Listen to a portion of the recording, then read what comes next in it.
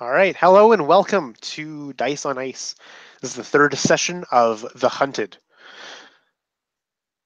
We start by seeing an old hidden hideout of the Blood Knight faction. It is this cave that has been dug out on the side of a cliff wall, hidden by an obscure cipher, a pattern of branches and boulders that hides its position. Inside, our heroes found. I mean, they're not really heroes, are they? This is Crifoth. Our survivors found a temporary shelter, a home that was littered with the bones of many, many different creatures. But nonetheless, it was shelter. Shelter not only from the elements, but also from a group of legionaries led by a centurion itself that have been pursuing them through the wastes ever since the first session. Why they're pursuing them is up to the imagination, but nonetheless, the fact is they are being hunted. And so our survivors, after getting a short bit of respite, further explored this hideout and found it to be the lair of a primordial being within its catacombs, a being not only composed entirely of, but also having a mastery of bones. It used the bones around it to almost slaughter our survivors, ripping the bones from their bodies if they didn't resist it, to creating whirlwinds of shards of bones that can flay your flesh. And this was the decisive point where three of our survivors ran away in one direction and the fourth one fled back the way they came, breaking the motto of never splitting the party. And so we're going to start off with Tally. You're running away from the great being of bone lairing in this cavern. You're on the back of a Tane, your bounder, this ash elf domesticated, very powerful animal, kind of resembling a cross between a jaguar and a hare. It's massive horse sized and it's fast and agile and smart. And you're bounding through this rocky catacomb, and these bits of bone are flying past you, being driven with energy by the primordial being itself. Where you return to the hideout that you had left moments before, you see the hay, the grass, the hair bedding of where you had slept the night prior. You see the hearth, you see the dried up well, you see every other amenity you had remembered from the night before. The bones that were once littering the floor have almost all dispersed. You can see that the floor itself is made of packed dirt, some rock pavement where loose stones have been gathered to make steps or form other platforms. And you see there is a pathway that you had not seen before and had been obscured by the bones and piles of bones. But the most important thing that you see, though, down that long tunnel that leads to the entrance of this hideout, normally it was dark, chasm-like, and abyssal, where it had just been nothing but darkness. It has a narrow slit of light that grows larger and larger by every moment. You see firm hands shoving aside the boulder. You see flickers of a ghastly, wraithly being that bends in the light. You see, or you feel, the dreaded presence of legionaries and demons. Tell me, Tally, what do you do as you see these figures push aside the boulder to your hideout and advance down the hallway?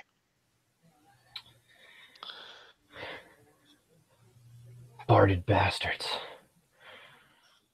What could this be? But I still see this path, right? Yes, the third path that was not revealed prior. Is it because constantly I always have to take into account how big these things are? Can my mount fit? And is it me or her situation? It is a mere her situation where you cannot ride her mounted. It's very low and stooping. You might have to crouch, but you each could kind of fit. Oh, okay. So it's not Right. okay. I just can't ride her, but she can come. Yeah. Okay, good, perfect. Okay. So then, yes, I had been kind of riding this thing like a swoop bike kind of thing, lean forward on these handcrafted leather handles that are part of the barding. And I think I kind of just like, I'm staying on the opposite side of her from the boulder to try to shield myself from them. So I kind of roll over her and land on that side, and I creep over towards the bones, and I'm going to start, hopefully quietly, but to some degree, moving these bones away from the entrance to this tunnel. Yeah, the Looking bones, over my shoulder. yeah, they are almost entirely dispersed from this, revealing it almost in its entirety. As you bound past, you hear, just as you kind of round out of sight, "Hey, you there! Stop there!" The voice of a tiefling legionary. "We see you!" And you hear the heavy footsteps of their blood obsidian armor echoing on the stone of this cavern as they advance, walking at first, but then coming to a jog and then to a sprint as they chase you. So as soon as I hear that, so knowing the path is clear for me, and hearing that, I'm gonna pull an arrow and knock it on my bow. I'm gonna draw, and I'm going to give Attain a little series of clicks, and just tell her to get in the tunnel. Um, I'm drawing my bow because this might be an odd shape for her, and she's gonna have to try to get her way in there, and I don't know how long it's gonna take, and I'm willing to shoot if they get too close as they approach. Yeah, so it takes her but a moment to kind of process your thing. Maybe she even gives you a look of, "Are you sure?" Kind of a hesitation. But then she would finagle her way into this other passageway.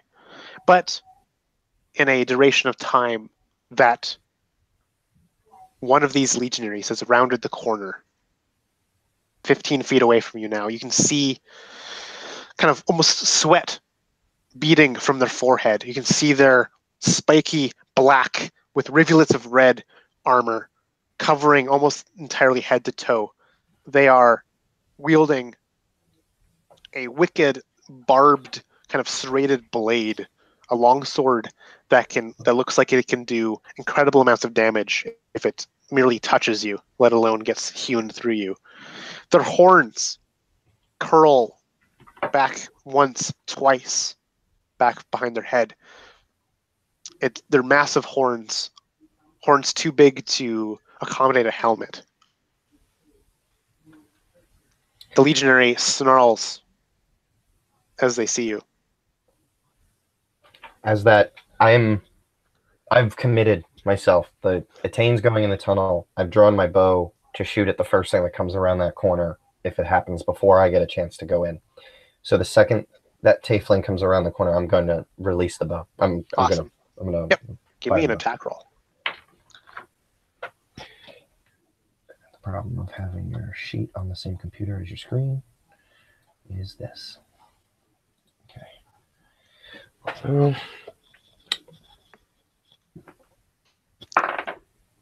Okay, so that is a 9 plus 9. 18 total. You hit your mark. You are ready and steady for this shot. Give me some damage. Okay.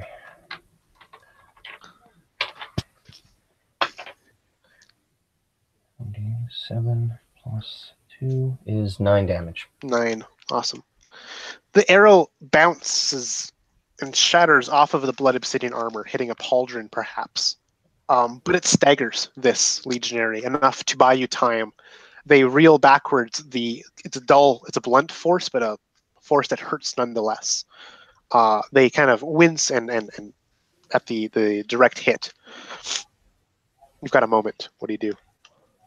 I'm going to glance back, and if I think there's even room for one body behind Atane in the tunnel, I'm going in. And there is definitely.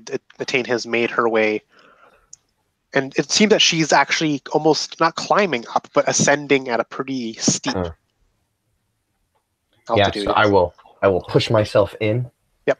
And I'm basically just trying to get, if she's going up, I want to try to break the line of sight. Like I want to just scurry as far as I can to try to get out of sight.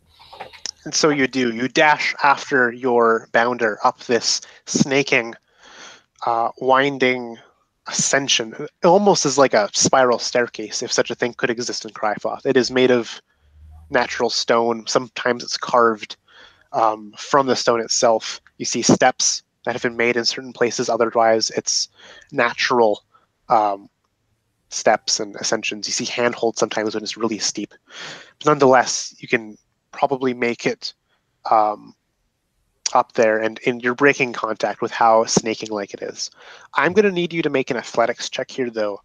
See how speedily and competently you make it up this passageway. And when we first reach like where it kind of opens up just a little to see the kind of shape of stairs, I'm going to kind of stow my bow in the saddlebags of Atane, not thinking I'll be using that much. So that's going to be another 9 plus I only have single proficient. Oh wait. Yeah, our proficiency modifier didn't go up, right? It's still 2? Nope. Still 2. Yeah, okay, good. So it's an 11. All right, so you're going to take 2 points of exhaustion from this ordeal as you're climbing and ascending and gaining further ground on these legionaries. You have one advantage compared to them, is you are nimbler, swifter than them in their heavy blood obsidian, hell-forged armor. And we're going to move entirely. We're in a different area entirely. We see faint bits of light dancing over a cavernous, scoping cave, glimmers of light reflecting off of water, off of liquid. We see a small embankment where there are 3 forms. These are the forms of Xandar, Rankshank, and V. You have just narrowly escaped the maw and claws of a bone dragon, a bone Crifothian dragon, swimming through dark water in a unlit cavern. You can see there's many small holes, some larger than others, in the cavern ceiling above you guys, casting these eerie reflections everywhere that shimmer with the subtle movements of the fluid. But as you climb out of this water and sit upon this embankment, Rankshank and V would notice this in their dark vision they have. The water seems to cling to your bodies, if but for a moment. Clings stronger than water does if you've ever swam through water. It holds on to you, maybe even like syrupy or oily. And I'm actually going to need all 3 of you, I'm going to need Xandar and Rankshank to make Constitution saving throws, please.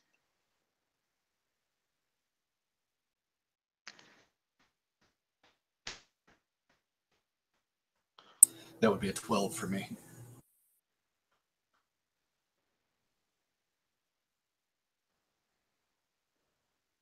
So Xandar, you're going to take 1 point of necrotic damage. But we see the 3 of you on this embankment, the sounds of the dragon far away and echoing in this dark cavern. What do you guys do? V is like, at this point, she is just like clutching her stomach and just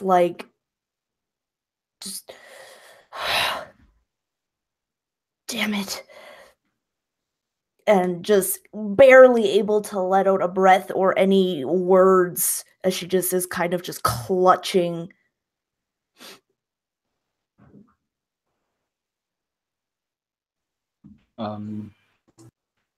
Yeah, I think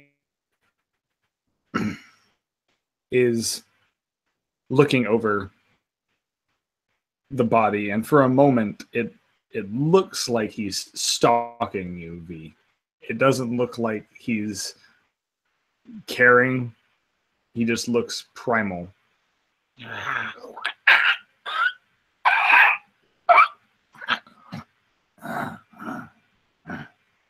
And then he looks over to Xander.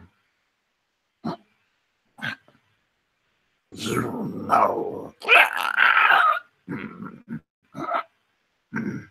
Stitches. And Xandar, he's on his back, kind of sprawled out on this shoreline here, breathing heavy, blinking in and out.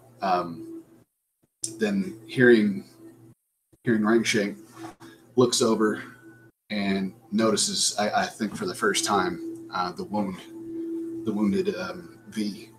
So he would turn over on his side and drag himself up and pull himself over to V. He would put his face like right next to her and just whisper, "First, why my grove? Why?" And you can see, like, she's kind of staring in the midst of her, like, wincing. She's kind of staring up at this, like, kind of cave ceiling, and you can see that her eyes are kind of going in and out of focus.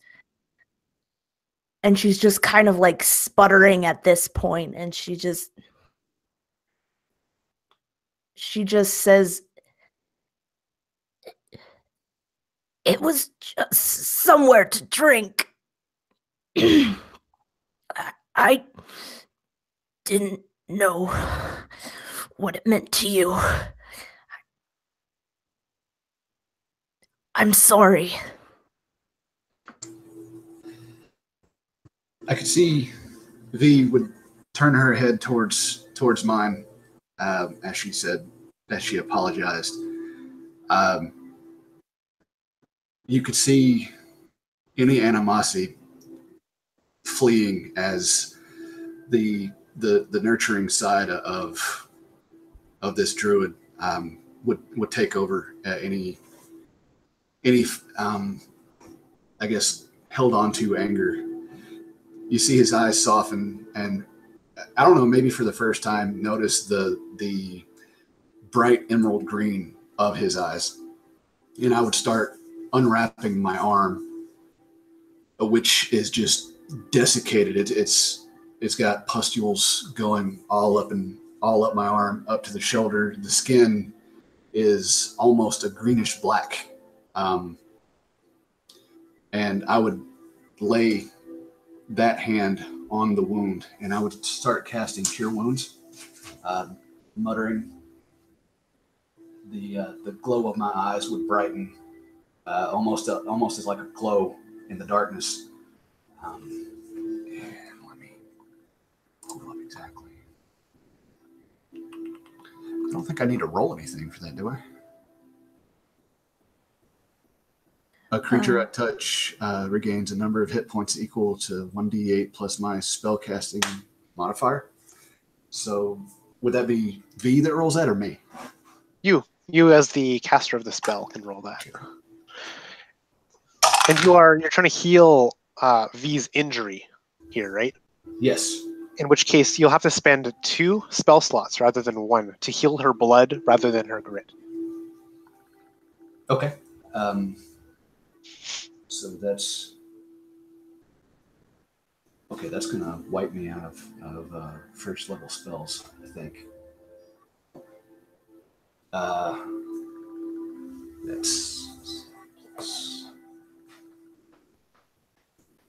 So that's 11 altogether. There you go. And I guess you would feel a relief as magically your torso would stitch itself back together, and the wound closed. The blood just washing itself off, not even leaving a scar. As you regain your strength through this. Yeah, and you'd see like she's just holding she was almost, I could imagine, holding her innards in, and gradually as the wound kind of knits itself together, she slowly lifts her hand up to reveal just like it never happened. And she finally just takes in a breath without pain. Just this.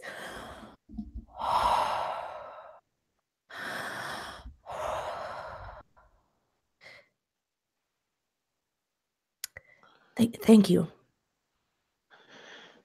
And Xandar, tell me what it's like, how it feels. Normally, as a druid, you're very much in tune with the hidden spirits of Crifoth, the spirits inhabiting every stone, every grain of sand, every wisp of anything that exists. And you feel around you as you're trying to cast this spell, and there's the void of such spirits. But instead you feel some other presence nearby, a strong presence, a vile, defiling presence, the presence of the affliction itself, the world plague, in this pool of not water next to you. I would feel it entering my hand like a really thick injection, just burning its way through my veins. Rankshank would probably notice, starting from the palm of my hand, working its way around and up my wrist. Fairly quickly, my veins themselves would turn blackish and become very pronounced. V, as you thank me, you would notice the green fade from my eyes and just turn pitchish black. The entire eyeball just pitchish black. And Xandar, not realizing what he had just done, just crumbles over in pain. No. And start to scream in agony as I would roll off and onto my back, writhing in pain. As what became of my arm is now spread across my entire body, across my torso. My face becomes scarred, like partial blackness on the skin of my face, almost like a flaky rot, almost. Appearing no longer human. V would just look in absolute horror at what was happening and just immediately just like fall to her knees at Xander's side and just begin to like look over him just to see if she can see anything that's, you know, why this is happening. I don't know that she would have seen something this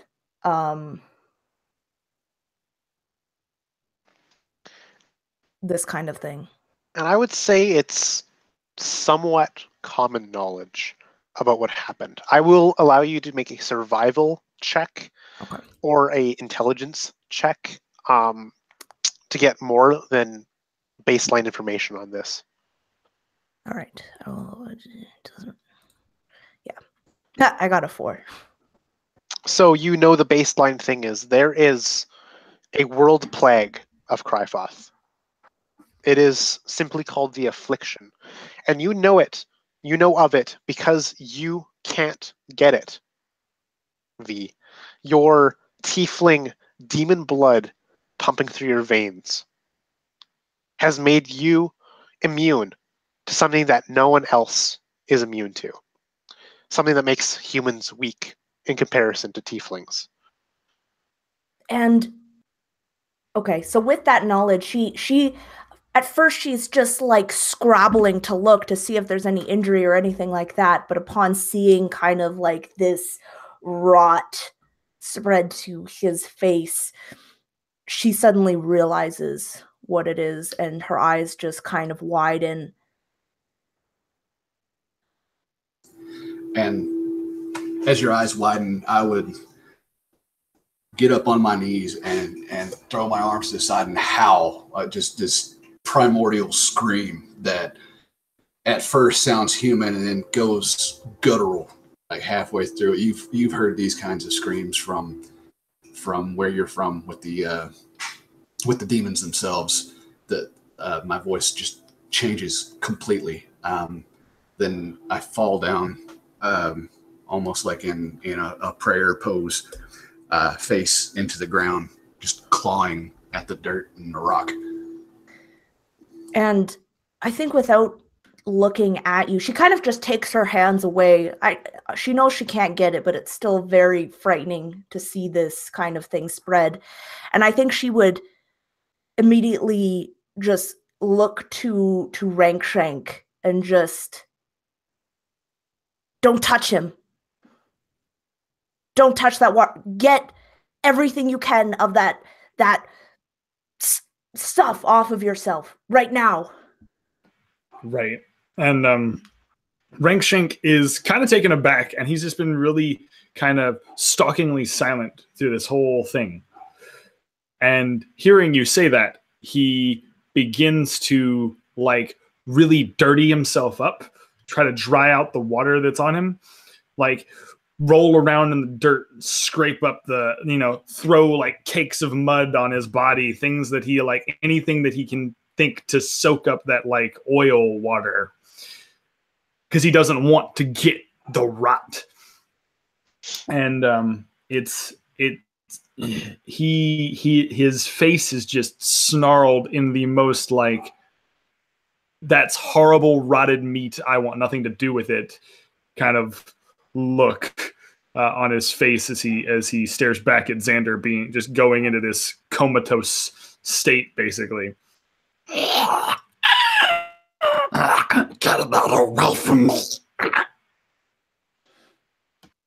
And she would just kind of look down at Xander, just kind of puzzled for a moment, but then kind of reach into her fold of her, like a little pocket or something, and bring out this vial. And she would crouch down beside Xander, and she would say very quickly into his ear, like very quietly, almost a whisper, and just say, "You should be dead. I don't know why you're alive right now, and you may not be alive for much longer. But there's a way out. There's a way you can get out of this. This in here, it's demon blood. It would turn you into one of me, but I'm not going to force feed you it. But it could get you out of this. But," she said, "I'm going to let you choose. I'm going to give you the choice that I wasn't given."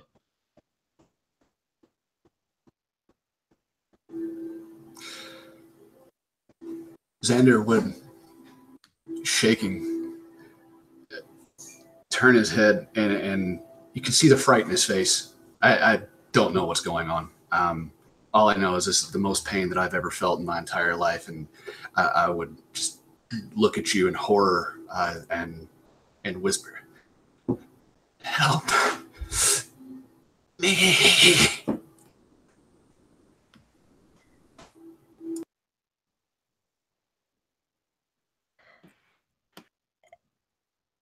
And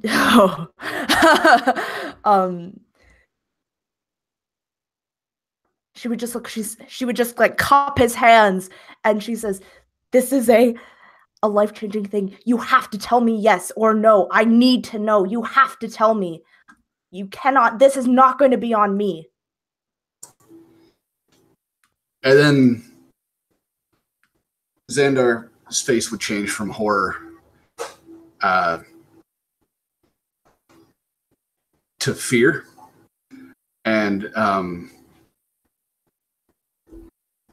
Connor, besides the way we came, is there a way out of here? Like in an animalistic flight, where could I go? You could scrabble up the embankment more. Your human eyes, or your once human eyes, are making it hard to see in this darkness. You're almost essentially blinded in this area beyond the very, very dim pockets of light that exist. So you honestly don't really see anything besides just scrabbling further back away from her.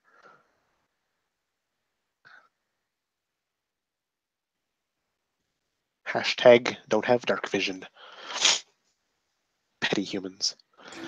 I think that's exactly what Rankshank is doing while the two of them are having this discussion, because in his head, Xander is lost. Xander's a lost cause. Like, literally, slice his throat, leave him here.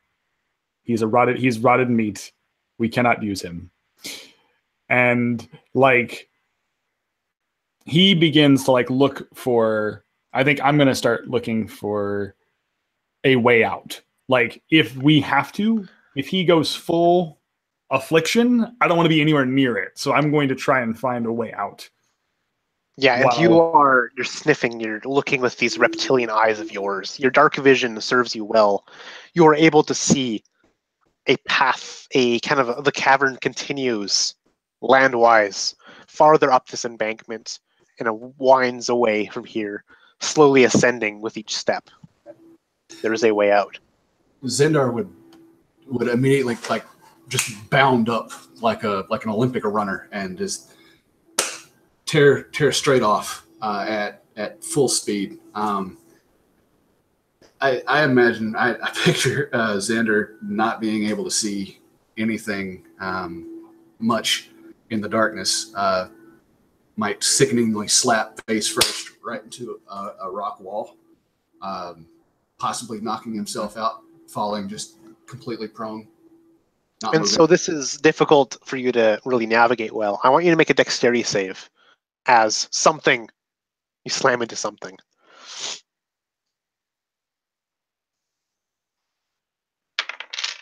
That's an 11. Yeah, so you're going to bash your shoulder on the corner of a cave wall that betrays the fact that there is a tunnel leading out of here. But you kind of crash into it hard. You can take 3 points of damage from this. But you can kind of feel it afterwards, realizing, hey, this cave kind of continues further onwards. Okay, would I fall with that, or would I keep running? Staggered at best, but no, you wouldn't fall, I wouldn't say. Yeah, I could see myself like just clawing in the darkness at the walls, just trying to find any way out of here.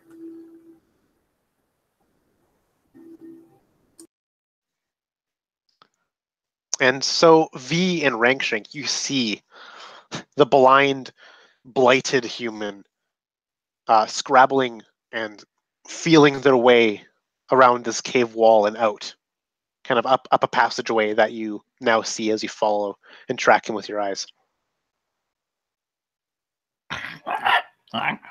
He's lost. Won't survive. And he kind of like tugs at your tail, V. Like, must leave. Rotted meats.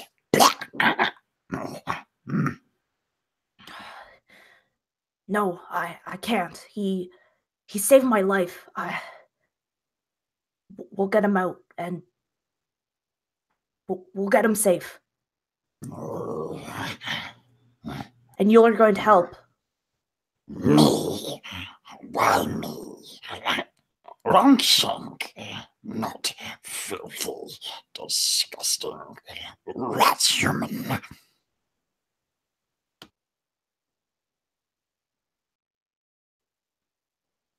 Fine. Don't help. Oh. But when you are laying dying, there will be no one here. You will die alone in the sands. That is how it works, Rankin. And you can see like anger and confusion on his face, like and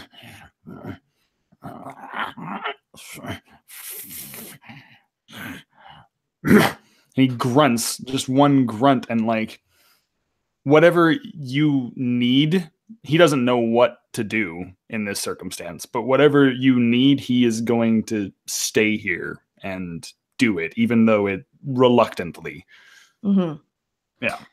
She would go and try to kind of help / guide Xander kind of up this kind of slope. Like you would kind of feel, Xander, you would feel like hands on your forearm kind of grip you and just kind of start to lead you up.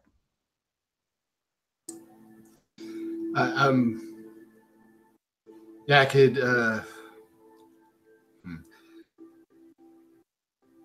I think that I would at least recognize the attempt to help and calm down, but I would still be just muttering in a language that you just don't know.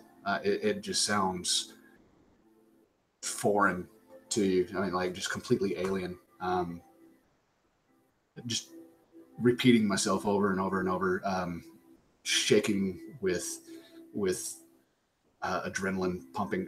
You could see like parts of the pustules on my arm and body. They're almost throbbing with a heartbeat almost. But I would not fight being let out. Yeah. And I think V would turn back to Rankshank and just say, no, don't touch him. Just scout ahead. See what's up there. He does something surprisingly smart for a small lizard man.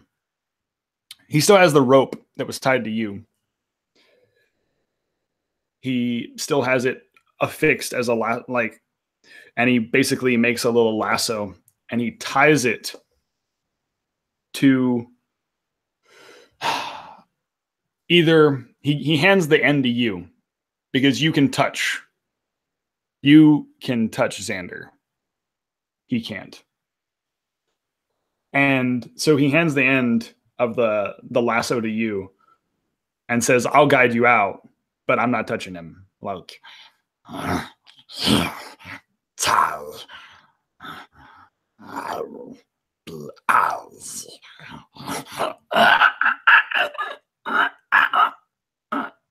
Ours in darkness.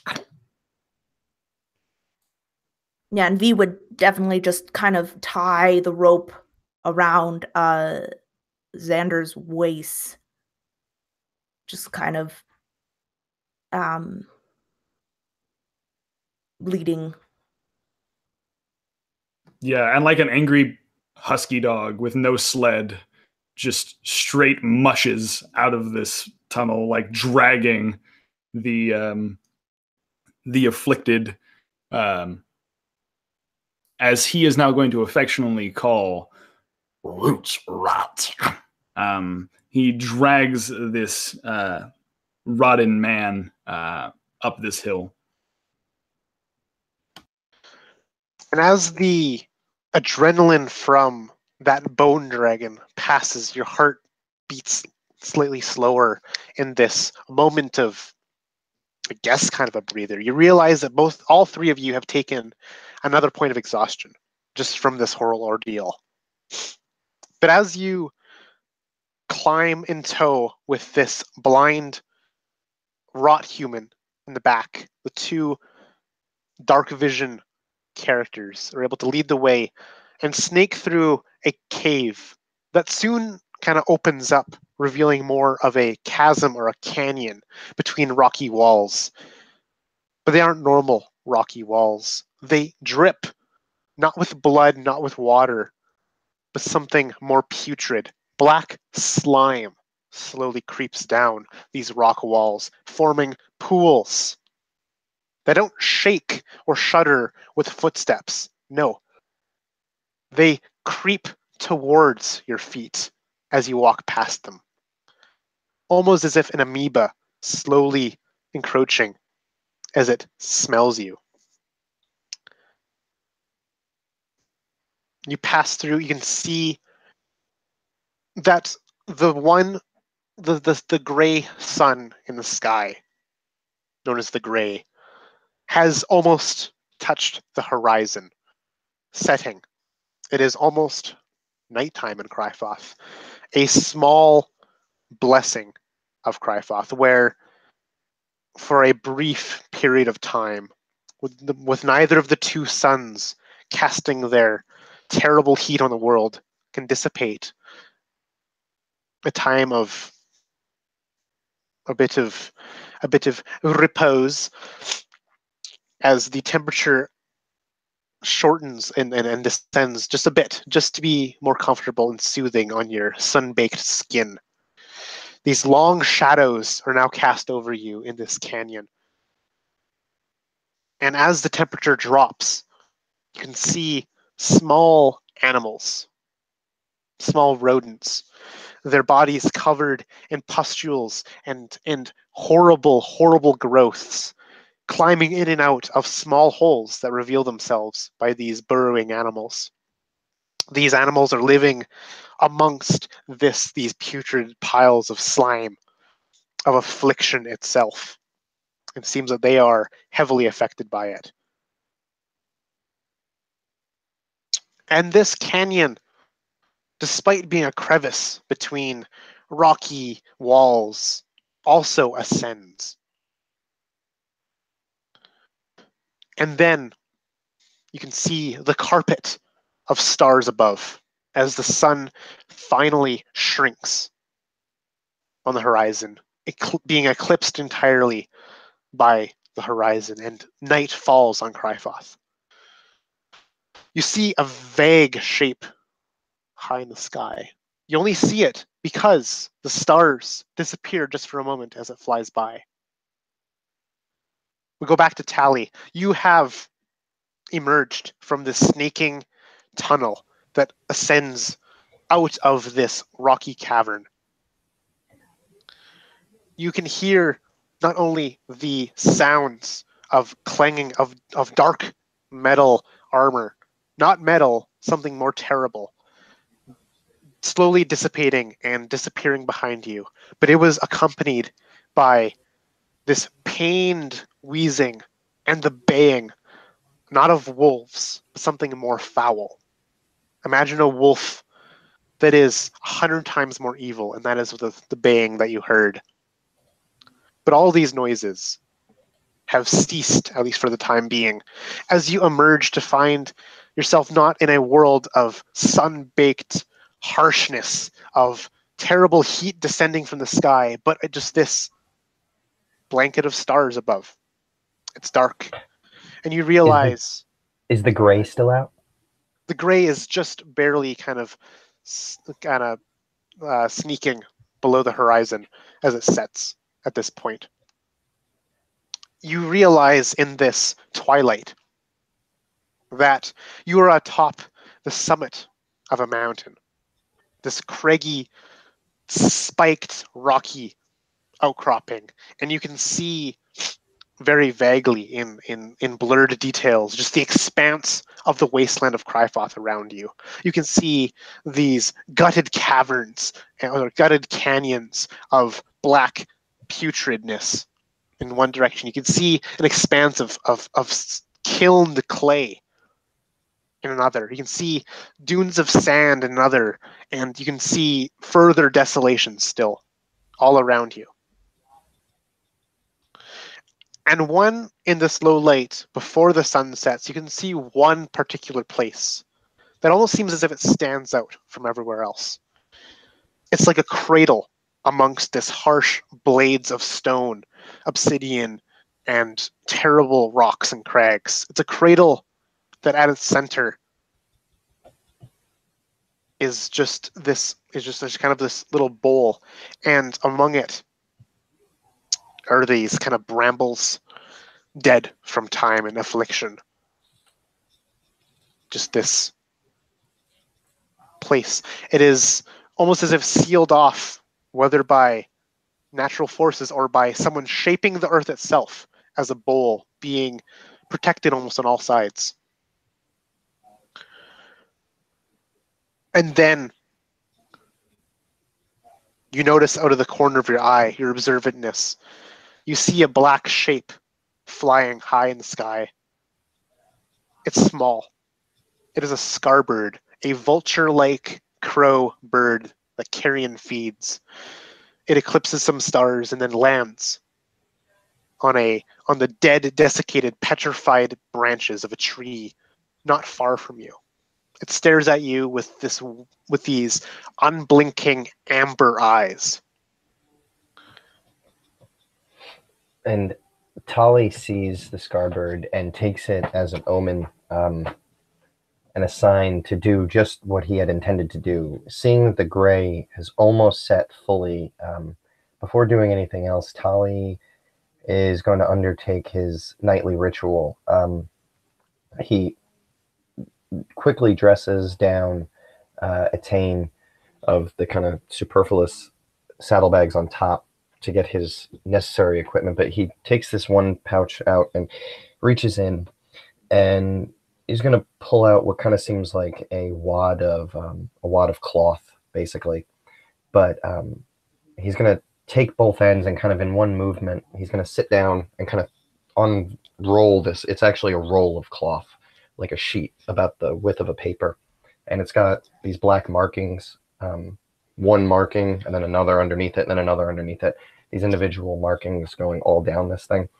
And he kind of wraps it around himself and sits down, and he draws 3 symbols in the dirt in front of him and kind of hangs his head. This is just his nightly ritual. The gray symbolizes for his tribe, the Ash Elves, the last sun to go down, the ones left behind. And he bows his head one last time. And then as if nothing happened, he kind of pulls the cloth back up, rolls it up really quickly around his wrist and shoves it back in the bag and seals it, and immediately goes to another bag and pulls out his hunting trap. And he's going to kind of place that in the exit where he came out. He's going to try to fit it kind of into the rocks. So if somebody were using their hands to kind of climb out or use their feet, they might slip between 2 rocks and hit this hunting trap. And also pull out a wad of wire. And this is a spell alarm, but he needs actual physical things to do it. And he takes this string and he kind of ties it to one, like sticks a stake in one side of the exit and then strings it across the other side, sticks another stake in, does that like a couple times to make a web. And the whole time he's mumbling as he slides his fingers across it, just, please let me know. He's basically whispering a spell of protection, a prayer of protection to the gray. And the idea is that this is an alarm. If anybody were to pass through this, it should let off a sort of magical bright spark that he could see for some time and know that someone's behind him. And otherwise, otherwise he's just going to load up. Yeah. Oh, yeah.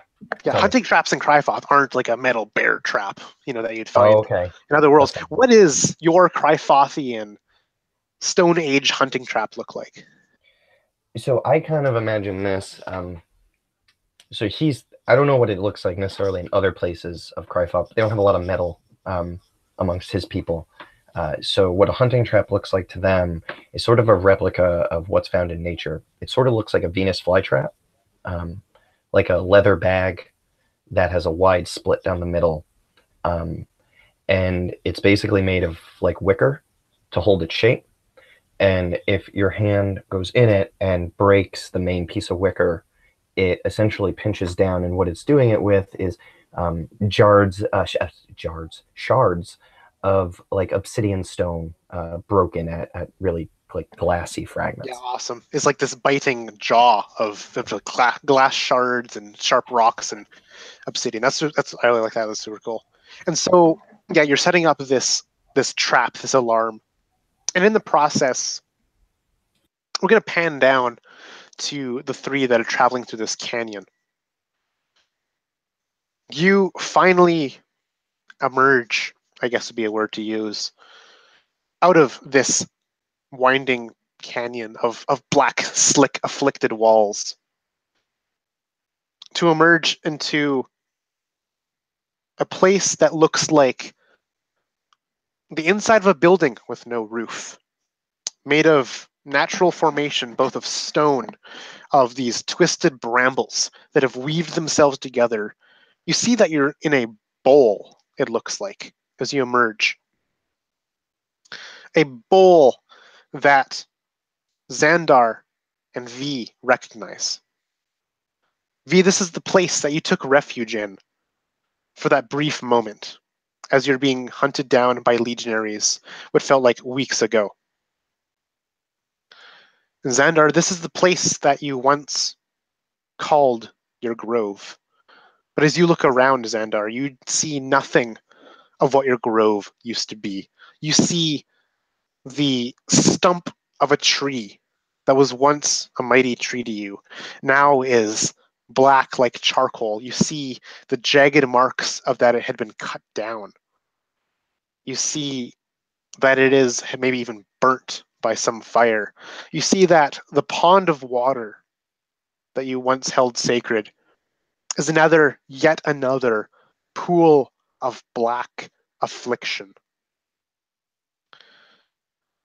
And you see all three of you now that it's kind of illuminated by moonlight is a large tree growing out of the far kind of wall of your bowl that you're in, growing out of the wall and eclipsing the moon itself, illuminated from the back, being only a silhouette. It's got many tangling branches. And from it, you see a person dangling. You can't tell. It's eclipsed by the moon. It's just black and shadow at this part. But it moves. You see the legs kind of jiggle as the branches itself seem to hold and pull this body towards its epicenter, and the body vanishes. And Tally, you see these three figures emerge from some canyon and enter this bowl that you're witnessing from above. You're probably like 200 feet higher than them, a good, maybe even like quarter of a mile, longitudinally from them, in this complex, like just jagged slope that offers no solace. But we're going to go and look at, from the perspective of our three intrepid spelunkers at the base. How does Xandar react to this place that was once, or maybe even still, is his? Yeah, Xandar approaches just knowing immediately what has happened, almost in reflection of what has happened to himself. He sees the little spring that once fed a lot of this grove with fresh water, now a tarry, greasy mess. I look at that in great sadness, and then my eyes trace up to the tree, recognizing friend Birch, and seeing the twisted thing that it has become. I start to stumble over towards the tree, almost in disbelief of the extent of what exactly has become of this once holy place.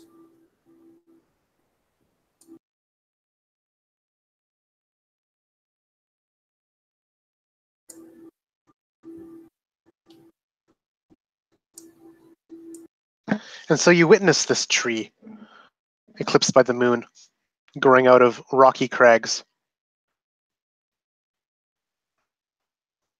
What other features do you remember of this grove you once held home? Where did you lay your head to rest each night? In the boughs of the birch. The stream wound in from the hills, from some source underground, and wound its way around right at the base of where birch sits. It almost like half moons it, and winds its way to the little pond. So birch stands up on this elevated piece of, I guess now dirt, but what was once covered in grass and life. And Yeah, every bit of greenery that you once remembered seeing is just black, dead, petrified dust at best. This rotten earth mixed with this cracked clay earth. Just anything that was once living is now dead and farther gone. and I would, again, stumbling, not really walking, just in total horror, to the small little incline leading up to friend Birch. I imagine I would hear something going on with whatever that figure was that was just inhaled Yeah, by this thing. you would.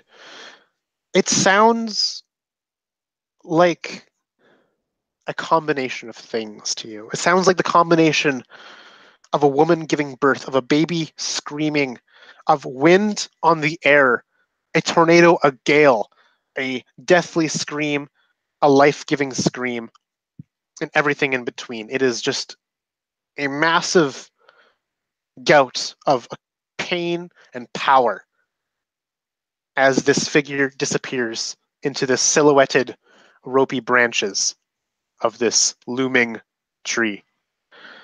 V, you recognize this place that you're standing in now. A place that is not now as you had left it. You remember sipping from that pond. No, it was not putrid at the time, but now is. This was the place that you rested at one time. That grove that Xandar had so much put it as. How are you going to react to seeing this desolation in front of you? I think that she would just kind of walk around slowly, just looking at everything with a silence.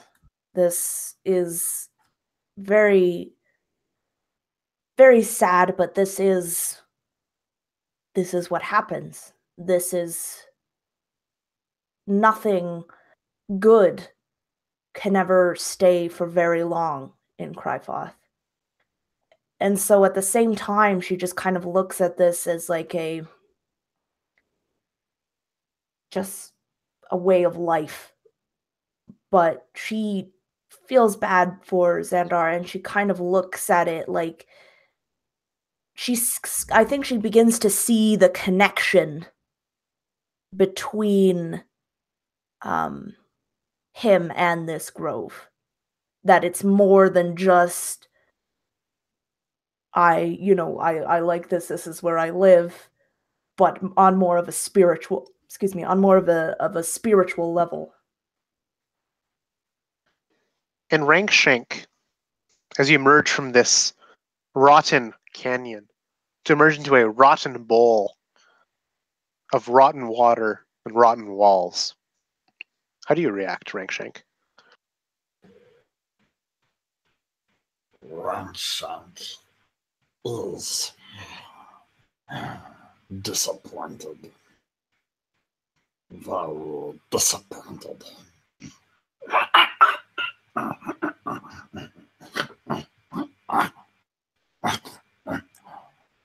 Loose rat. Why? Well,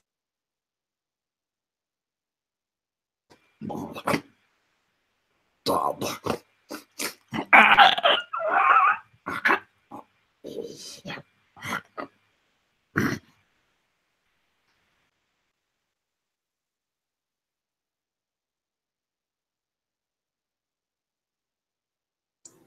Uh, you would hear Xander in a low tone speaking. It would sound almost soothing, like like a man speaking to his rabid dog, just trying vocally to ease whatever madness has taken over his companion. But you don't recognize the words.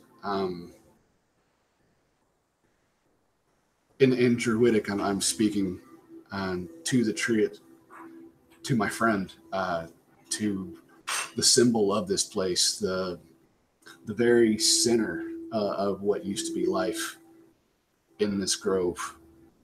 And Connor, in sadness, I would end it by,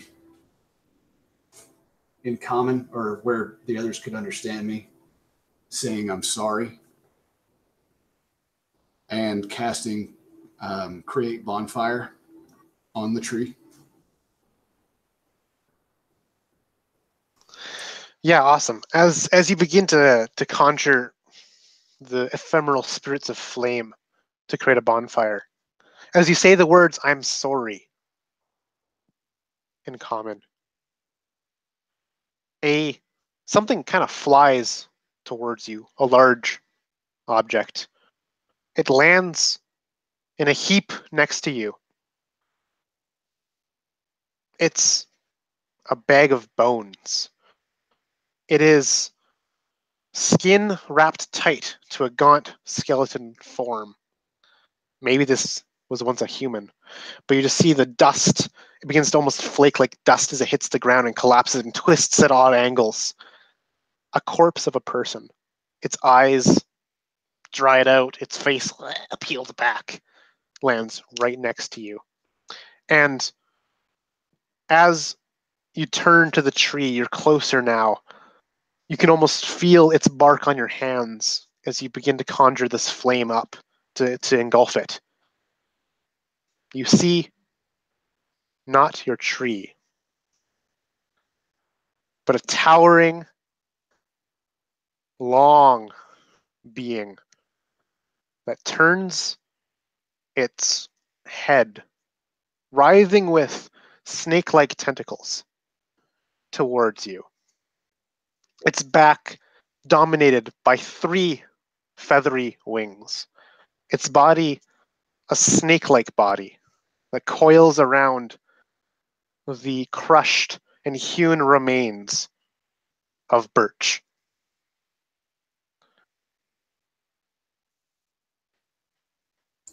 And that's where we're taking our bathroom bio break. Creepy. I have to say, I love every fucking second. Oh my So god. for those of you watching this, we'll be back in about maybe 10 minutes, getting some food, water, bathroom relief, and we'll pick up right off where we left off. So, take that in a bit. Oh, that image though. So, I can't get over it. Okay, I'm done.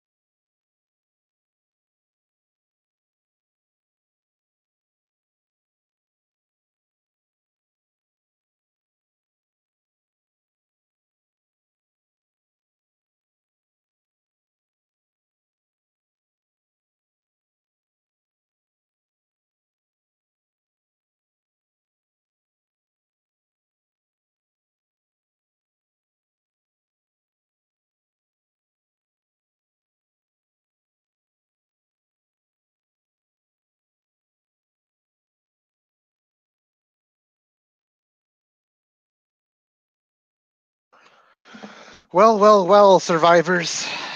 Welcome to the world of Crifoth, where trees eat people.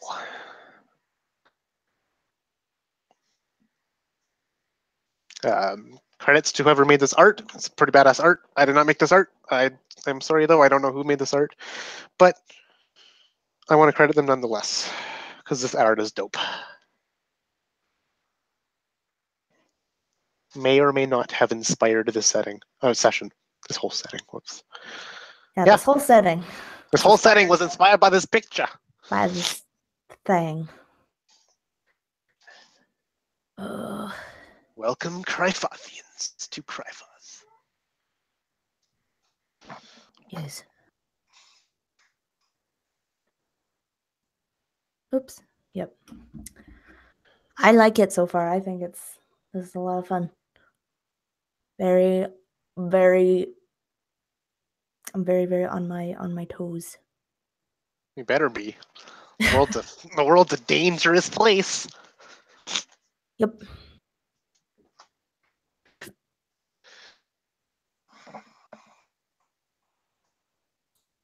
Mm.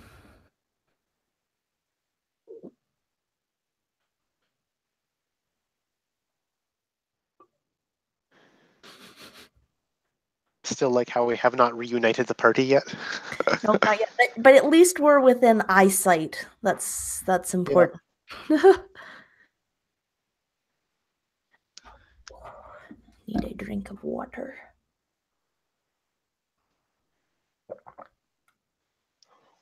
I feel so privileged to have this mason jar of water. Yeah.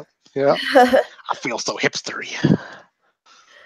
Just, I feel so like, aha, I have this and my character does not. I was hoping that the chat would light up off that dark reveal of Zendar's former tree, but unfortunately, they're all silent because they don't love me. Yep, that's exactly it. That's exactly it. They're like, Connor, you suck as a DM. No. Your plot twists are too cliche. You need to come up with more inspired things.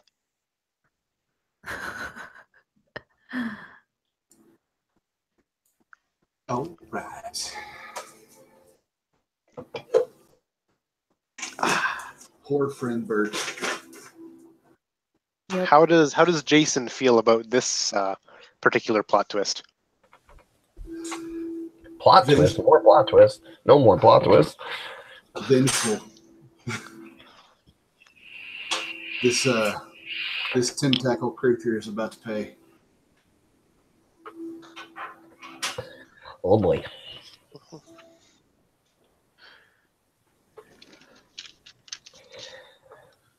I'll be honest, I don't know what to do. As a character?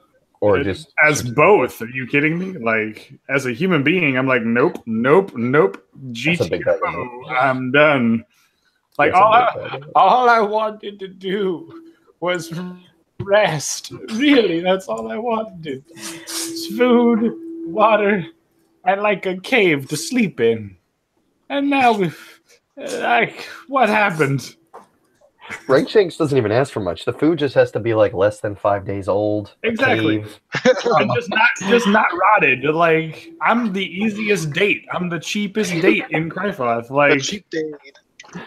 I'm the cheap date in Crifoth. Like, give me a cave, maybe like a small little pool of water, and some like not rotten meat, and I'm good, man. Like, it can be raw. You don't even have to cook it for me. Just raw meat, and we're good. Wink, wink, raw meat. Wink, wink. Give me that raw meat. Just that raw meat, though.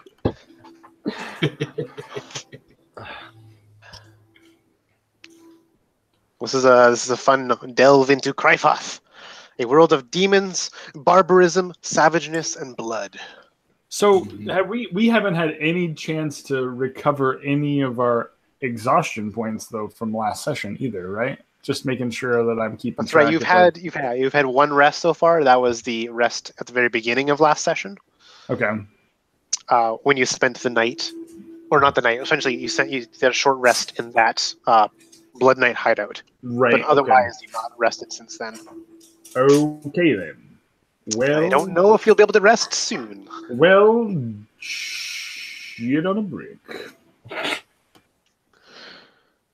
if we're all good to go, we can resume our game. All set I here. am good. Awesome. And so as this body lands in a dusty, dried, papery husk of a lump next to you, Xandar, we move back up to Tally, who's witnessing from afar this whole thing. You also witnessed, Tally, the scarbird perched. It had been watching you as you assembled your devices, your traps, your snares, your alarms. But you see its gaze, it kind of hops from a branch to another. You see it looking down with its piercing amber eyes down at the three of your companions, down in that bowl of a grove below. Then you see it lift off, taking to the sky, flying above you, almost paying no heed to you. And it flies off in the opposite direction from them. And as you follow it, perhaps with your eyes, you can see at the base of this summit, of this craggy hill that you're on, emerging from a cavern down below, 2 tiefling legionaries, followed by a massive, towering centurion, who, with these smoky chains, has these nasty hellhounds in tow. And following it further still is this shadow, this wispy, floating, hovering, tormented creature, a being of shadow and smoke that almost strains to stray from the centurion, but somehow is compelled to stay. This scarbird circles above them and then lands in the dust a few feet from them on the ground. And then, in a moment that feels that you empathize with, and how much sheer pain it happens, its body distorts and twists, its legs just crumpled and expand, and its body just in a disgusting horror expands to the size of a small impish creature, maybe standing 4 feet height. It's this crouched, sniveling little thing. It's got this. As it transforms, the wings, the feathers on it, kind of pop out, revealing this naked skin. And it sits there crouched like this half bird, half demon creature. It's got this cackly, fanged maw. It kind of, and it says something, you think, to the centurion and the 2 legionaries it has.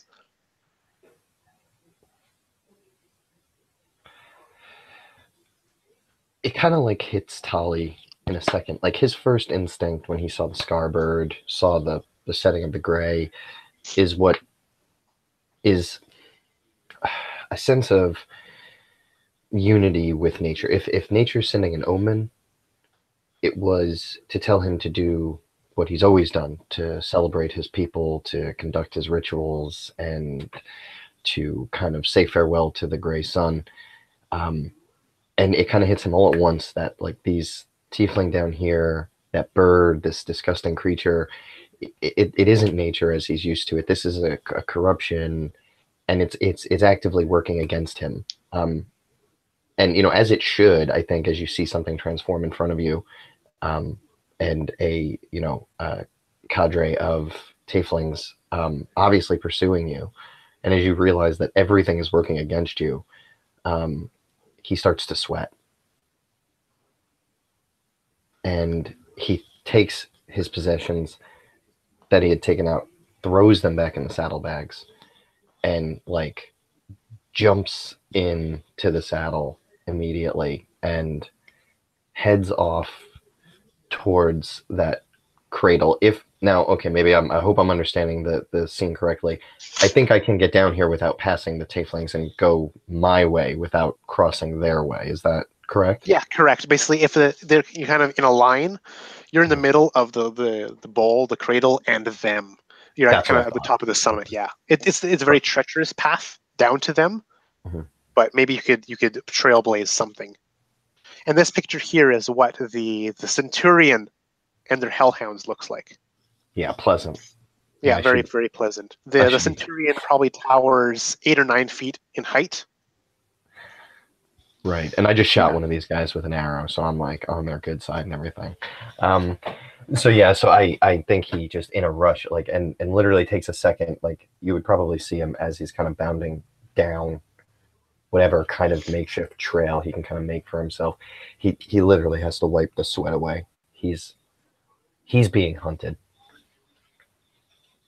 and he just really realized it. And as you see this mangy, disgusting vulture demon Oh right, and convey that. whatever it saw, this wraithy, wispy, terrible, tormented soul of a being strains. It like pushes against some invisible boundary, holding it, binding it to the centurion, the commanding officer of these 2 legionaries. And with a motion, it's the centurion permits it to leave, and you see it fly off. It's this trail of smoke leaving behind it, and heads off, kind of curling around the summit and disappearing from sight. Excellent. And so too do the hellhounds, the legionaries, the vulture demon creature thing. And so too does the centurion all kind of follow in its tracks. The bird demon takes the form of a crow once again and flies off, circling a few heads higher than the troop. And they all vanish from your vantage point. Yeah, and as I head off, I kind of have my head next to Tane's neck, and her heart is pumping because she's running, but our hearts are in sync because my heart is also pumping, and I've had time to rest. So you're trying to bound down this craggy, cliffy, brambly landscape down to the cradle? Oh, maybe I is there okay, so there's no direct route. It'd be like, well, not necessarily direct, but I'm just like imagining it, like usually you'd go kind of like at a corkscrew around a thing. Yeah. Like, is there any way that way? Yeah, definitely you could carve a path like that, but it would be a treacherous one. Yeah, I mean it's like what I'm gonna like mountain biking down a steep hill full of rocks and knives. and as pleasant and as yeah, I'm gonna have to do that. Really, I don't fly. And so what I'll do is either an animal handling or an athletics check by your bounder. I would like 3 rolls, and have at least one of each of those 2 options, and you throw them in the chat what the result of those 3 rolls are. And the varying degrees of success you have will tell us how you descend this treacherous cliff. So athletics for him would just be his Strength. dex. Oh, strength. I'm sorry. Right. His strength modifier. Her strength modifier. Sorry. Okay. Or my animal handling. Ooh, they're the same. Okay. So I think we'll just play with those narratively, but they're both the same. Okay. So wow. Okay. So I rolled 2. I have 2 d20. So I rolled 2 the first time. I'm going to roll 1 more. I rolled a 20, crit, nat 20, and a 12. And these both get +4. So 24 and 16. And the third one, now, let's see. 14 + 4 is 18. So your lowest was a 14, you said? No, 16? 16, technically. Yeah, okay, so this actually is a display of great prowess. Bounders are known for their sure-footedness and their agility and their might. And so your bounder knows the crags of Crifoth well. You know how to ride a bounder down crags well. This is not a new experience for you. You've done something like this probably before many times. And so with aplomb, you'd get 1 kind of slash with craggy rocks and brambles and thorns, taking 3 points of damage from it, both you and your bounder. But you would descend and be within a few hundred feet of your companions now, almost at their level. So that would be grit, right? Just Yep. oh, Grit damage.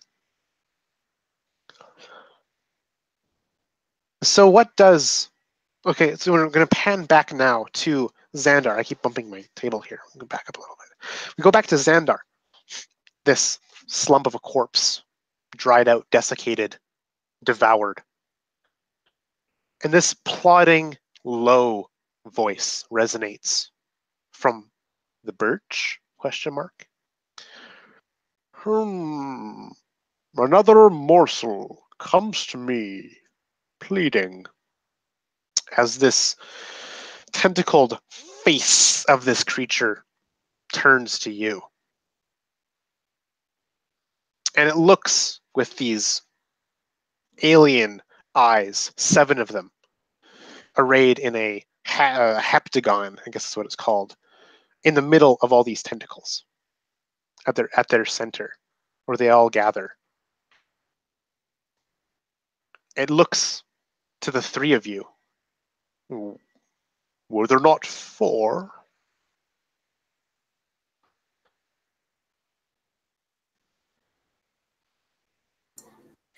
I think that V would look to Xandar and just say, Xandar, we have to leave.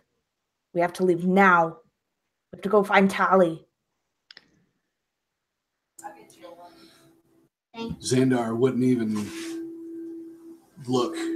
He would just bring his hands up like claw-like and speak to the creature that now stands where friend Birch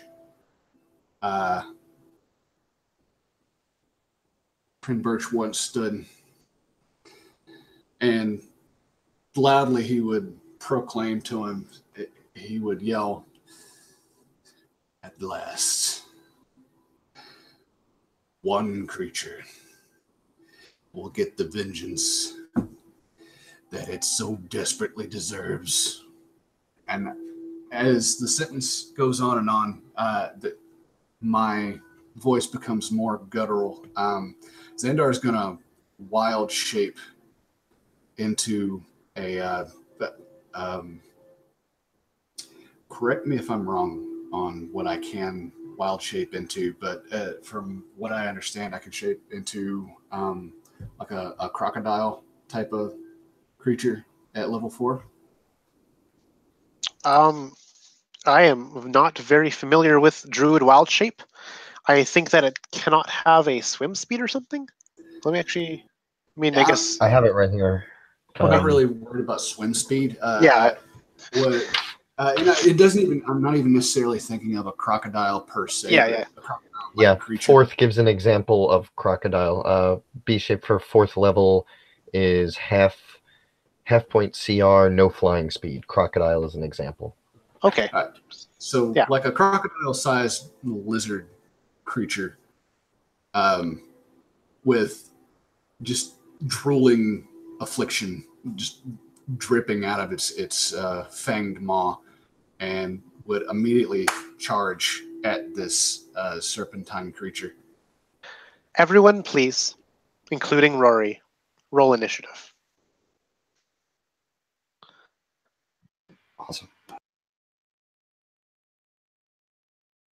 And if we have exhaustion still, and if it's at a certain point, do we roll disadvantage on the initiative checks? Yes, I think at level 2, 2 points higher than your threshold, you roll initiative with disadvantage.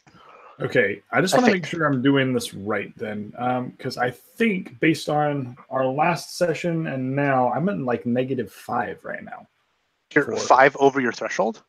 Wait, I don't think so. Did you remember when we rested right before the bone dragon. We rested in the Oh, cave. okay, yep. Because we all were back. I was back to I was 0. back to. Oh, there we go. I was back to +1. Never mind. I wrote it wrong. So yeah, I'm down. I just to- didn't say anything before because you might have taken some exhaustion fighting the bone dragon down So there. now and I don't know. I'm down to 0. Okay. Okay. I just wanted to make sure. Yep, we're good. I had my numbers wrong, so we're good. Thank you. All right, cool. Yeah, so it's at 2. If you're 2 points over your threshold, you have disadvantage on this initiative check.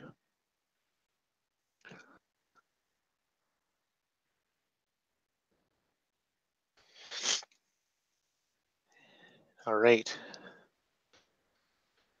We have... And I have a great initiative bonus, by the way. And I still got that. So Wow. just to give you an idea. All right, so we're going to start off. As Xandar leaps forward in this form of a monitor lizard, you would struggle to maintain your ground. I want you to please make a strength saving throw, please, Xandar.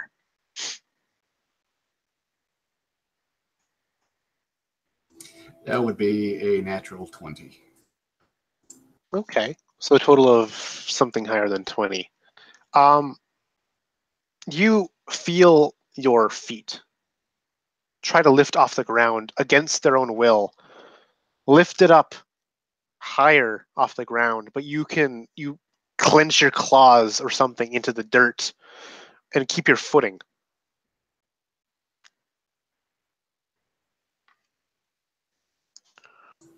Halt Okay. now. There's no need for violence. Stay yourself, or you will be very disappointed.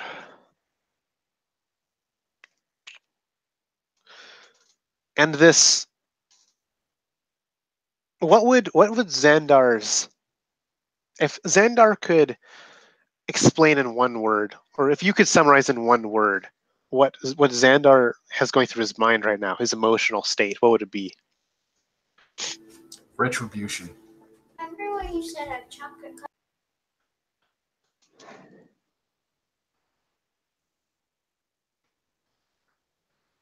No, you must do not take another step.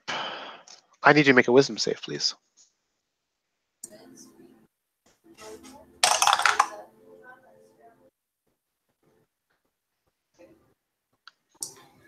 That would be a 16. And as the being says that, you become a passenger of your own body. Your legs do things that you do not command them to do. Your feet dig into the ground, and you see yourself start to turn around and advance towards your two companions. You're under the effect of Dominate Monster. And you're going to get a wisdom save at the end of every one of your turns to shake off the effect. And It's cruel and unusual. I need now V. What do you do?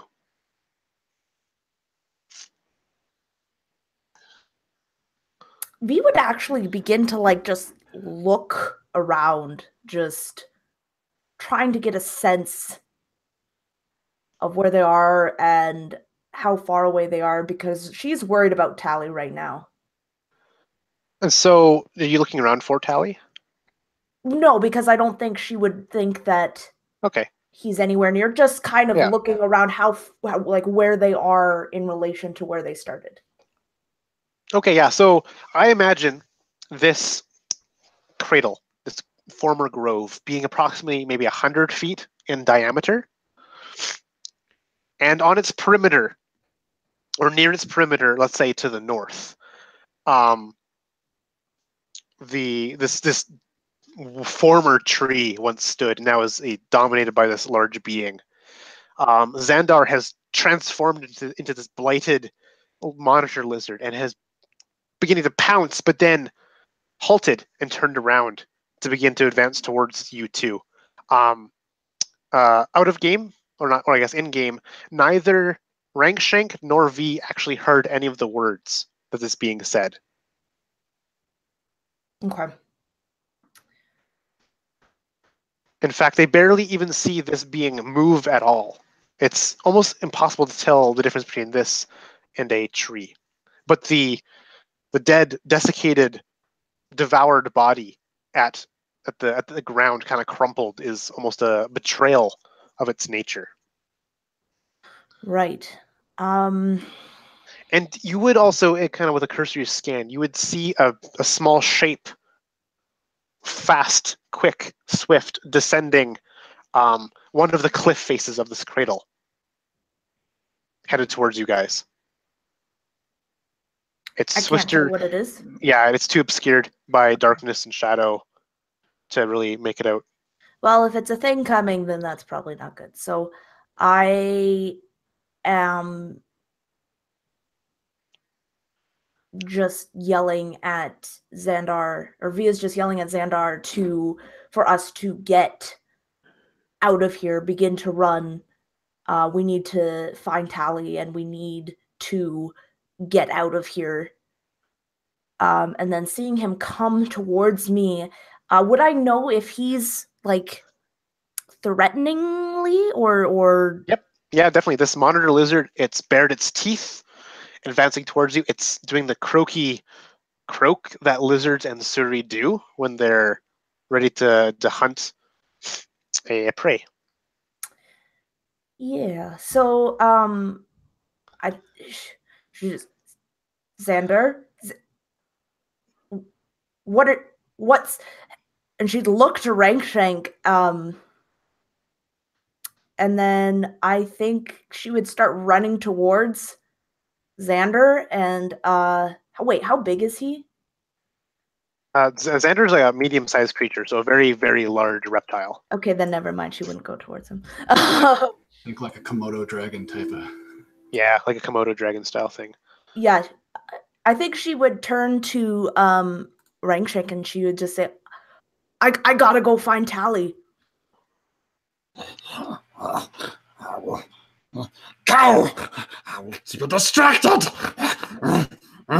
And he just straight up Jeff Goldblum's, like, if you can imagine, like from Jurassic Park, like trying to get its attention and like keep Xander or whatever this is that's happening, keep its attention while you get away. That's exactly what he's doing. okay. So she is just gonna turn tail and run away towards where they kind of started. Okay, so as you turn to run,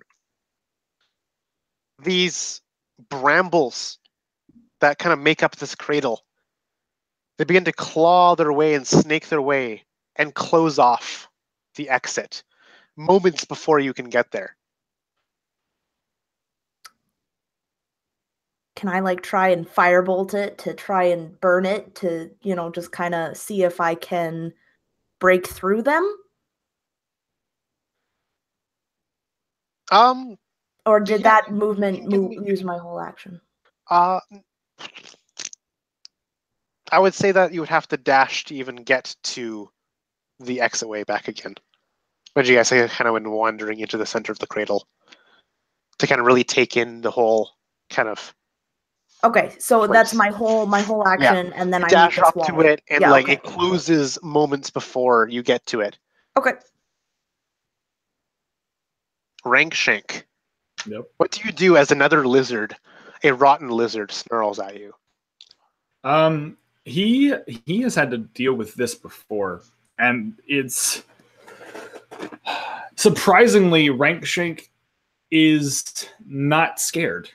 He's not threatened like he probably should be. He's clearly trying to distract the creature, and he knows that this creature is Xander. I told you. Rot. Nothing but rot. And he begins to I want to try to scurry around in this place into smaller little alcoves, not somewhere where he might not be able to reach me with his maw, right? Like I want to be able to scurry around and underneath into small little divots and holes. And yeah, there are definitely many kind of cracks in the brambles, or holes and in caverns, and this grove probably was well lived in a time before, with many different nooks to weather out storms of sandstorms and death storms. So you're gonna run and hide? I don't want to hurt him. The thing is, I know this is a companion, and even though like I'm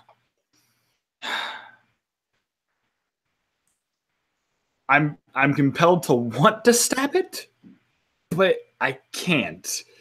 And so I'm like, I'm gonna go hide and get a better vantage point. Because to me, getting a area where he can't bite me or where he can't get at me and where I could stab at him from below would be a better idea than just standing out in the open. Yeah, so you see kind of this crevice of rock and bramble on the perimeter of this grove. And with a dash action, you'd be able to make it there. Absolutely. Then I'm just trying to dash away from him, and then like I'm gonna crawl and like just slide into this little crevice, this little hole on the top of this part of the canyon, just like hiding in there. But more or less to get him to follow me, to get him to be distracted on me, to give V and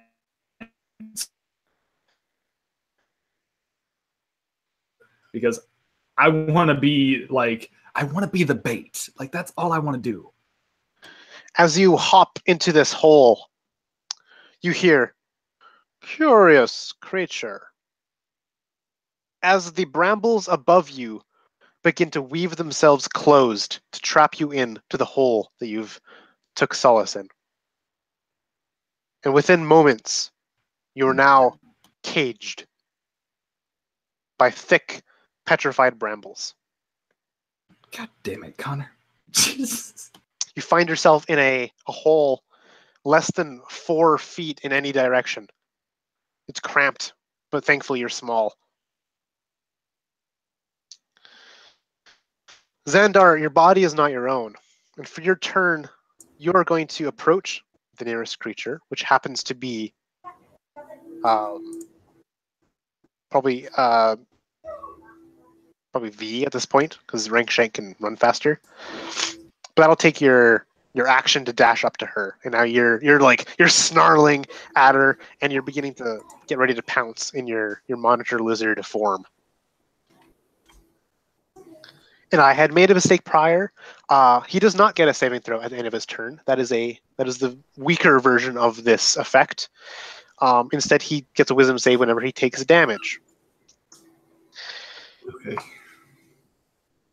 Tally, you have bounded down this rubble of rock and knives and daggers and brambles, and you have descended now to be in this cradle. You see in your ash elven eyes, you can see V kind of like running down before her exit being pinched off by these animated brambles. You see again Rangshank running away and also pinched off and enclosed by brambles now. You see this rotten monitor lizard, its body pustulant scales falling off, ichor dripping from its fangs, chasing down V. And you see this almost stationary, but just something eerie about it, tree eclipsing the moon. What do you do? Well, that's a whole lot of crazy. So kind of taking this all in. So right. So to him, there's no Xander. There's crazy lizard chasing Rankshank into a hole. V running towards a closed up space and the eerie tree. Okay, right. So, well, he's on his bounder, and he's going to how many words? How many times can I use this word in a sentence? He's going to bound towards the mad lizard, which has penned in Rankshanks, pulling his short sword as he does. So what is the movement speed of your bounder? It's like 50, right? Oh, yeah, it's pretty high. Bounder is speed 60. So it'd take 2 movements to get to the lizard. Oh, okay. All right. Yeah. So right. Or How I guess does that 1.5 work? movements, yeah. How does that work again? So that's my actions, right? Those are my action times. If you're mounted, yeah, Sorry, I'm bad with you mounting. share a turn with your bounder when you're mounted. Right. Okay, so by the time I get there, there's no action left. So I'm just kind of like over this lizard now, I would think at this point. Yep. But you see V in her entirety, and I imagine V would see you as well. Yeah, Just she would charging see me down. kinda Yeah. flash right by her. And that brings us up to the tree creature. It slithers off of its kind of throne. This it's very almost casual, lazy, relaxed in this movement. If you could even interpret its alien movements as those of a human. It snakes its way down. You can see its full length of its body. It probably easily 50 feet in length of serpentine coils. And it descends further. It passes you, Rankshank. But through the cracks of the brambles, you can see it give you a passing glance as it slithers by you. And soon this creature dominates the center of this grove, slithering through the black ichor. And in fact, for those watching, this oil, this affliction, does not let this creature touch it, but recoils away from it, as if slaves bowing away from a master to not impede its movement. And everyone, all 4 of you here, there is no need for violence. I merely wish to speak to you. Come, come.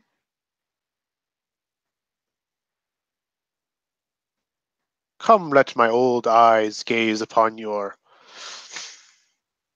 puny forms. V. What do you do? As you see Tally just appearing out of nowhere next to you. Is he on the other side of this wall? Tally, no. Tally entered the cradle where you guys all are, and chased after the frothing lizard that's basically hounding you right now. Oh. And he's appeared on his bounder almost in a instant moment. Yeah, so she would say to him, Tally, that's Xander. That thing is doing something to him. And he's like got the short sword out, and he's kind of like over the monitor lizard. Kind of looks up surprised and realizes that Xander's not there. And she kind of turns to this thing. She says, just let us go. We have no qualms with you.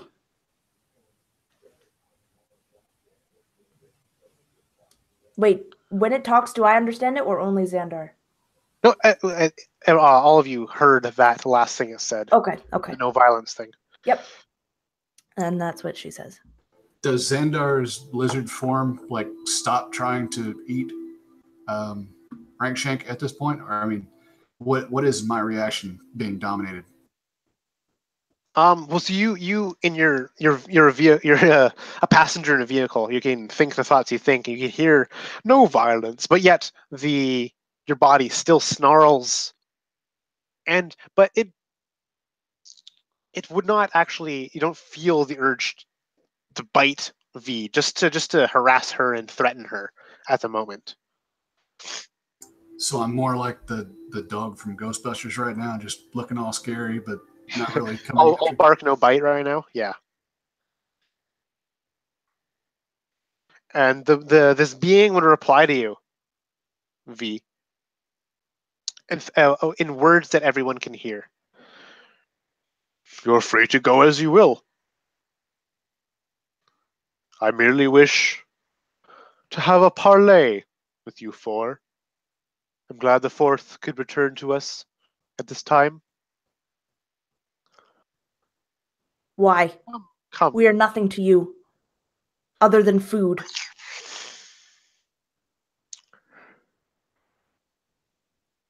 That is not true, you see. You may be food, yes. And the being looks at Xandar at that time. Tasty morsels. For no, it is not the food within you, as you call it, that intrigues me so. But that creature, the scaled one, kind of looking at Rankshank within this prison of brambles. He has something.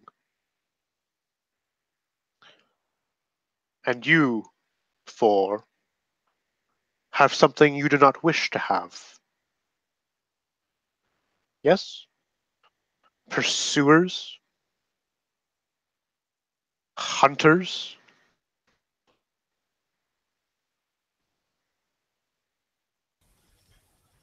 Tali can't help but immediate. I don't know if I don't know if she has to if he has to willingly think of words to say to this thing, but when this thing says that, he immediately thinks back to that bird that changed shape into that grotesque creature.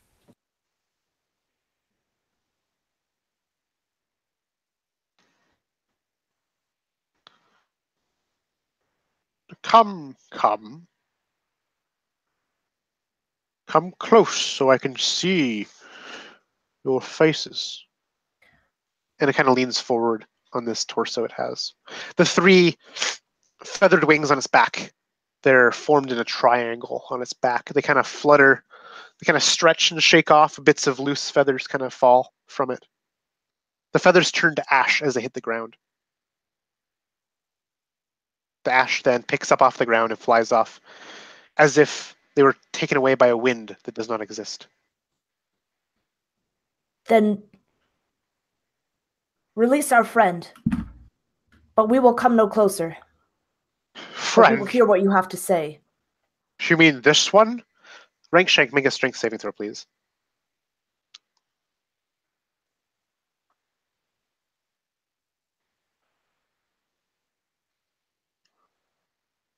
Rankshank, you are pulled through the brambles by some invisible force, lifted up into the air. The brambles do part for you as you lift 1, 5, 10, 20 feet in the air above this scene. You see your body, or you feel your body turn sideways, upside down. You're being held upside down, hoisted in the air. As your possessions begin to fall out of whatever pockets and seams they're held in. Oh my god. Immediately, Rankshank is like trying desperately to claw at holding any of the things that are falling out. Like these are his things. He's worked very hard to keep these things. Why are you taking these things from me?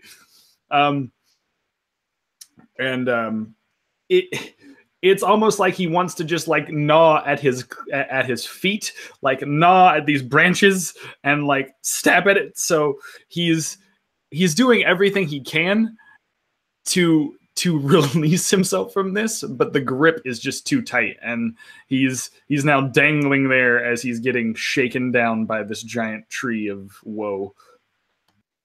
And some of your possessions fall, some you can catch. One possession that falls into your clawed hands is a object of rusted metal. An item that you could not crack open to see what is inside. Yet you can hear that something is contained within. A strong box to human eyes, but just a metal egg to yours. It lands in your hands as you're dangled upside down and shaken out like a bullied kid for lunch money. And you too, Xandar, you are still just in the no longer controlling your body, but you can feel it recoil and turn away from V and approach the base of this serpentine, terrible creature. Okay. Tally, what are you going to do? Well, for one, he sheathes the sword because there's no point. He takes the sword away from the monitor lizard, of course, and just throws it back in his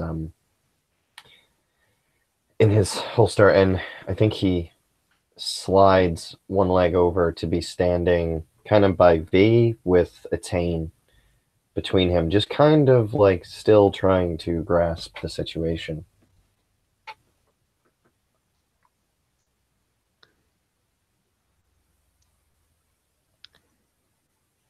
That thing there is of great interest to me. And you can feel, Rankshank, that strong box in your hands being pulled from your grip. How do you respond to that? No, this is my egg. This is my find. You do not take this egg from my hands. And immediately, I'm on the defensive. I am snapping with my jaws. I am doing anything that I can, like strength check, be damned, like whatever I need to do to hold on to this thing with my tail, whatever it takes. Like this thing is not leaving. And so it my pulls. side. It pulls from your grip. But as soon as you offer resistance, the tugging stops. I'm not eager to part with it, I see.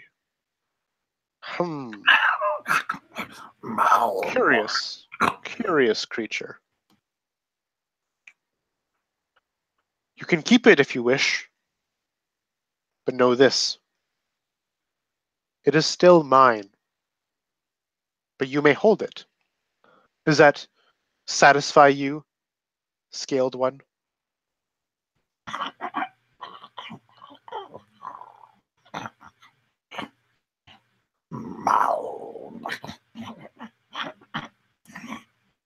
But he seems to see the ominousness of this situation, and he reluctantly knows that in order to survive in Crifoth, sometimes when you're getting the shit kicked out of you, you need to back down.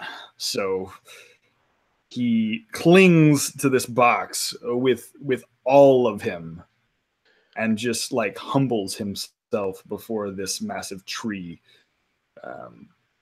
serpent.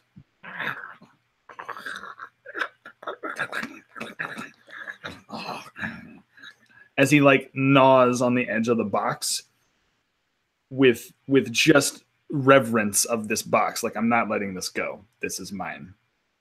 But okay, I will keep it for you, I guess. Disgusting thing. And V, as you see this box being pulled from Rangshank's grip, this strong box, It's a strongbox that you recognize. It's a strongbox that your Crore was tasked to protect. A task that your Crore failed at doing. And now, somehow, this box, this treasure, this relic, this whatever it is now in this lizard's grip, in his possession, and is being tugged away from it by some invisible force.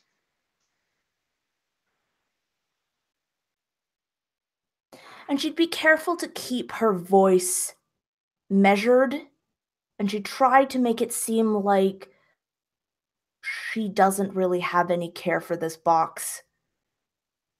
But she would say, "Why does that thing concern you? You don't have any need for material possessions."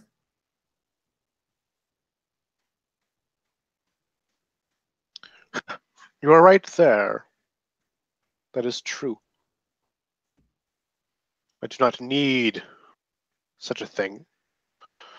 But I do want it. And I think that you, of all creatures, understand the difference between want and need.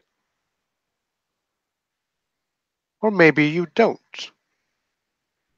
Maybe those horns on your head decide for you. And just like this kind of snarl, just this low kind of growl would just come from V. Just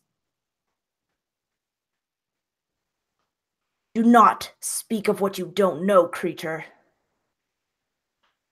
I will speak of what I do know, then. I know of your pursuers. I know of the hunter that's within mere yards of us as we speak. I know of those legionaries, those pawns, chasing after you this very moment. I can see them, yes. I see them well. I can let them in. Tali just kind of turns while you're saying this and is like nodding like, I've seen them. It's true. He's confirming it to V. And you can see, like, I know tieflings have red skin, so they can't really pale, but if she could, she would just pale at the mention of a hunter.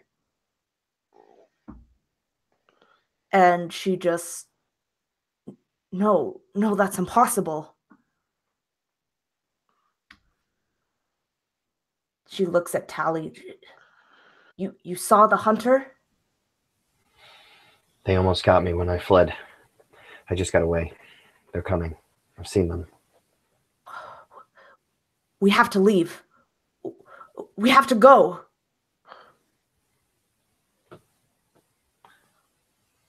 No argument from me. He's kind of nervously looking around.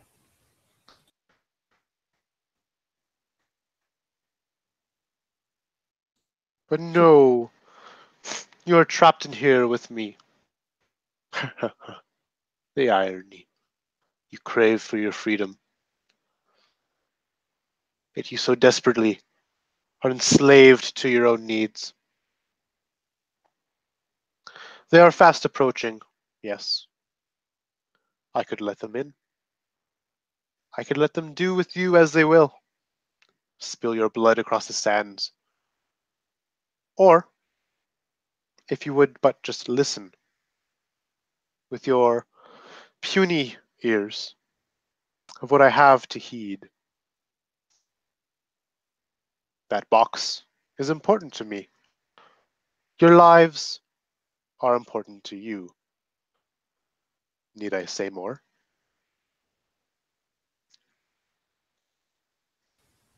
I think at that point, Rankshank would then, like, even though he's clutching this egg of his, he would turn in his space and look at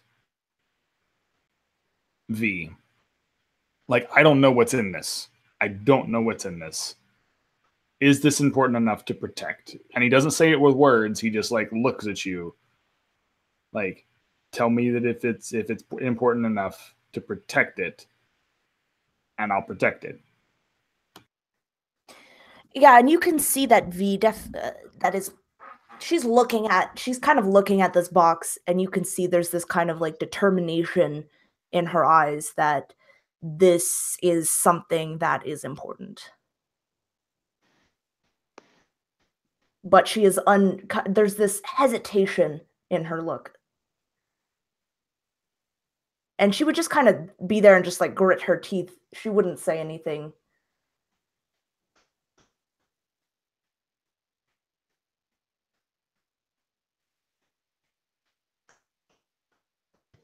The brambles around this cradle begin to form holes, almost like windows. And from them you can hear the sound of the thunderous steps of heavily armored legionaries and a centurion, the baying of hellhounds, echoing off from some entranceway into this cradle. Hear the moans and wails and screams and sounds of the hunter itself. Tali leans forward onto the saddles and shouts, "We're listening!"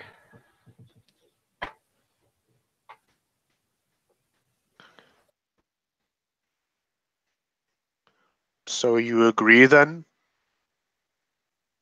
I give you your salvation. I rid of you your pursuers. And that box, that item, is mine to use as I see fit.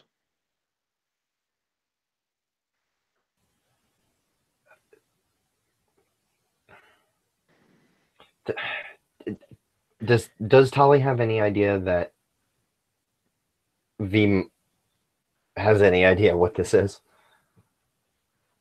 Does the look on V's face betray the importance of that box? I think so. I think by this, when he says like, "I'm gonna keep this box," and you can see the obvious conflict and kind of frustration on V's face. Tali's gonna. Oh, sorry. Oh no, yeah, I'm done. Go ahead. Tali's just gonna look to V. Then this is all very vague. It sounds like whatever's in that box could be terribly dangerous. But he also doesn't really want to die, so he's basically just looking at V like, "Is this a nuclear weapon equivalent that we're holding, or I mean, can like, please tell me we can make this deal and I can live tonight." Basically, is the look that you get, V. Yeah, and I think she would actually look at you, Tali, with this, just this almost like confusion. But she doesn't want to say anything, but she just kind of gives you this pointed look like, I don't know what to do, which would maybe suggest that this box is important.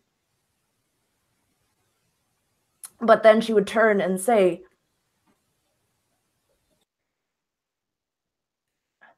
"And if we don't agree?"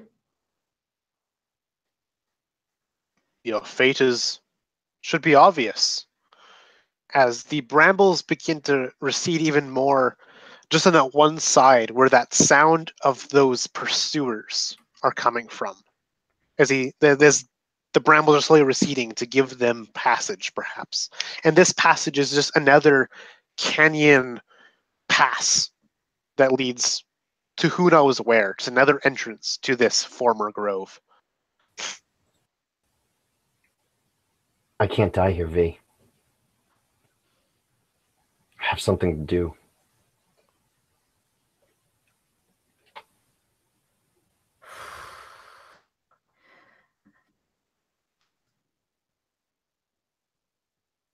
V is just panicking right now.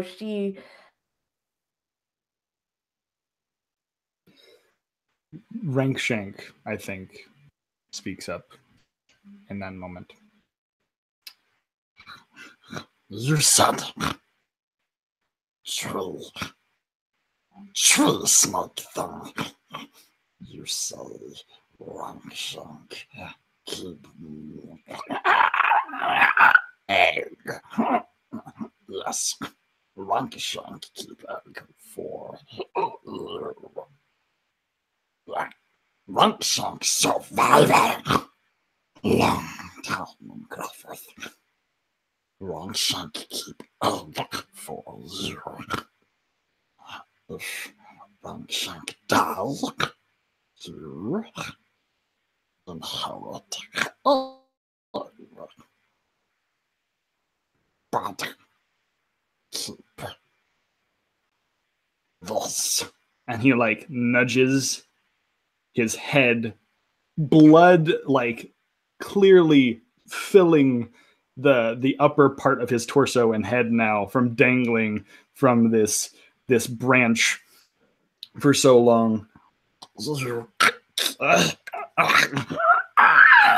Keep us safe.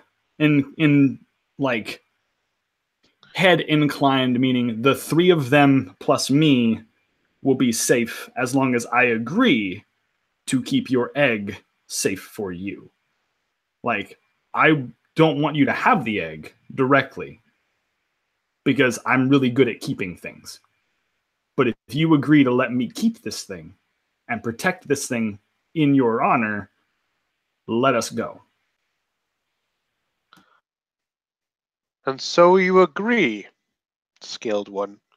And your body rights itself. You're no longer upside down. You're floating in the air. And you drift towards the epicenter, where all these 7 eyes are. Where all these tentacles come from near its face. The tentacles snake towards you, almost eager to touch your scales.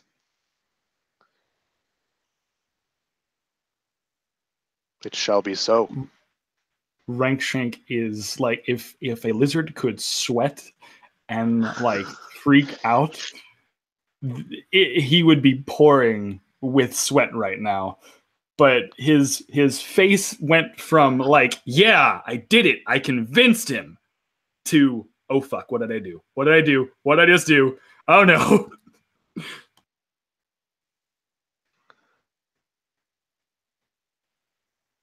The brambles have paused in their receding, now that Rankshank has so much agreed to this creature's terms, but is now drifting towards its just this massive writhing tentacles. You see one of these tentacles graze the metal of the strongbox, but does not wrench it from Rankshank's grasp. No, this tentacle snakes up the arm that is holding this strongbox. It coils around your forearm. It's almost a vice-like grip. And more of these tentacles, as you get closer to its head, begin to snake their way around you, grabbing firm. Some snake towards your ear holes.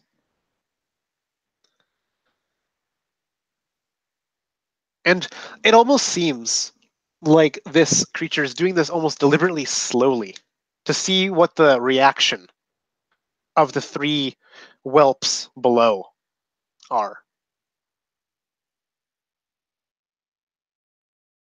Xandar, you find yourself free to speak, but not to move as well. So I've reverted back to my natural form at this point?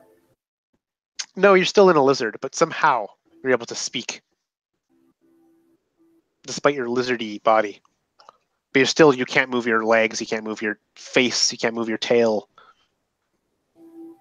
But somehow you can speak.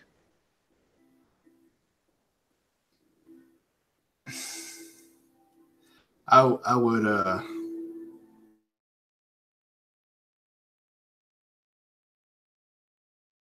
fighting against whatever is like holding me back. Now I was conscious enough as a being to understand exactly everything that I went down right now. I wasn't like lizard braining the entire thing, right? No, you have your regular human brain going on right now. Okay. Yeah, the only thing I can think of is to struggle against my bonds. Not seeing any, but not being able to move. Still super confused and angered at the entire situation. Trying to break free. And alas, your struggles come to no avail. Your body is not yours for the time being. It's dominated by this more powerful creature. A punishment for you for acting out of turn. Acting out of turn. And so does Tally watch as Rank Shank gets enveloped by these tentacles of this large creature? He's seeing it happen. If this seems like a way to encourage like a vocal consent, Tali is like reaching out and just saying, whatever you want. He's agreed. We agree. I agree.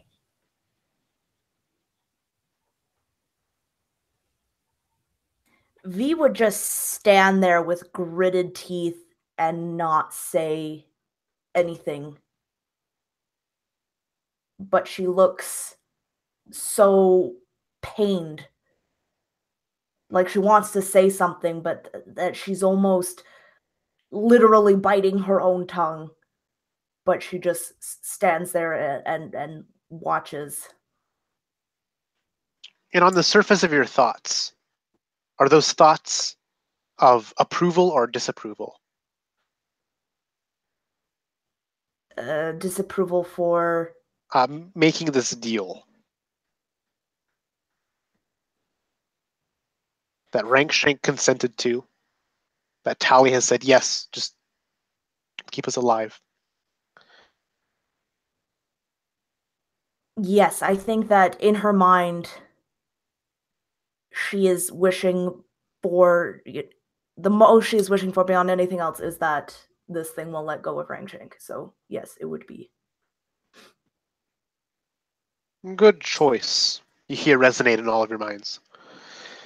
Rangshank, the last thing that you can see is these 7 eyes burning into your mind. These tentacles force themselves into your ears, and boom, blackness. You hear a cacophony of voices, none of which are your own, booming and dominating your mind, bouncing off of walls of an atrium. You see forms of tall mountains, tall plains, a time before, a time of the future. You see a tall spire that reaches the sky. You see a chasm in which has no bottom. You see the strongbox in front of you. You're in a room that is impossibly white all around. Strongbox is right there, 10 feet away. It is your strongbox, your egg. You run to it. You can never reach it. Each step brings you farther away from it rather than closer. You snap back. You're lying in the sand, the caked earth. You see Tally looking down above you. Mouth moving. No words can you hear. Same with V. She's cradling your neck, saying something you can't hear, just a loud ringing. What the other people saw was Rangshank go limp in this creature's grasp. Then Rangshank convulsed for just a moment, and then was slumped onto the dust of the ground of this oasis. This former oasis, I should say. This being turns to the three of you. Good choice. You'll be hearing of me soon. And begins to slither away, slowly. But with each turn it makes, some fraction or portion of this creature's body disappears. Almost as if they were traveling through like non-Euclidean space, just disappearing and traveling for maybe through a fourth dimension or something, before just vanishing altogether. You hear pop, pop, pop, just in tandem explosions of gore as the heads explode of those legionaries, the centurion, those hellhounds that have actually lunged their way and pounced and hewn their way through the brambles, caging you four in. Their gore splattering the sand. The demon centurion collapsing in a heap. It still moves and quivers and shakes and acts without a head. Before something seems to be ripped out of it, this black smoke, and travels after where this creature once stood and follows it and then disappears as well. So too does this happen with those hellhounds.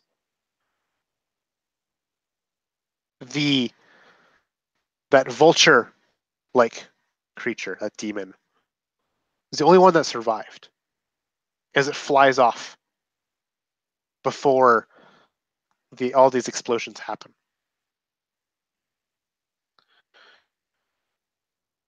The three of you stand over the corpse of Rankshank. He's unmoving, he's unblinking. You don't even see breath leaving his nostrils. But V, you just smell this sweet, bloody smell of demon blood as it pools from the headless corpse of the obsidian-clad centurion that is hung over one of these brambles, just limp, after having tried to crawl through the sand without even a head. Yeah, you would see immediately she's looking down at Rankshank with a look of concern, but then all of a sudden she stops and just she opens her eyes and they are just pure black. And she just gulps, and you can see that her throat, like as though she is gulping for air. She kind of shakes her head for just a moment. She would kneel down beside Rankshank and try to see if she can maybe get him to start breathing. Yeah. Xandar, you feel your body become your own as this creature had vanished through pockets of space.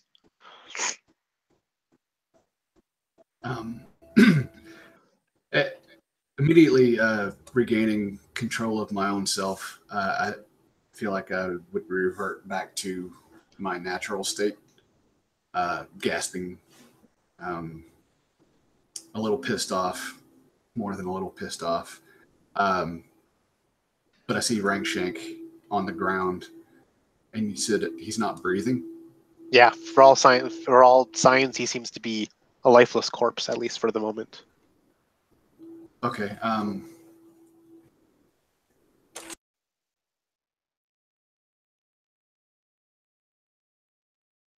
You muted yourself.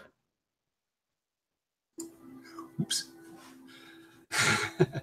Again, I would attempt to make my way to the unbreathing body of Rankshank. Can I attempt to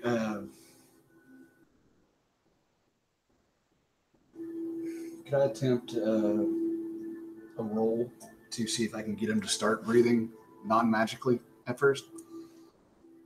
Yeah, honestly, yeah, you can try all these different survival tactics. You can either give me a medicine or a survival check. Okay, I'm gonna give you a medicine.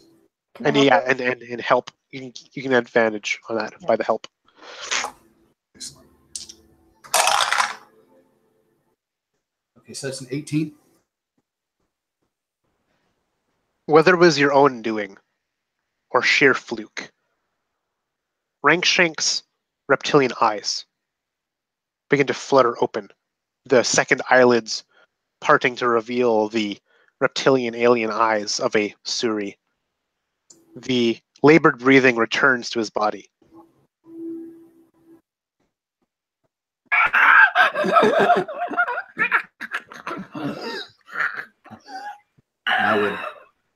I would have my hand under his head, like just kind of elevating him a little bit, making it easier to breathe. I would have another hand on his chest where I was trying to force his body to breathe and just soothingly, it's like, easy, my friend.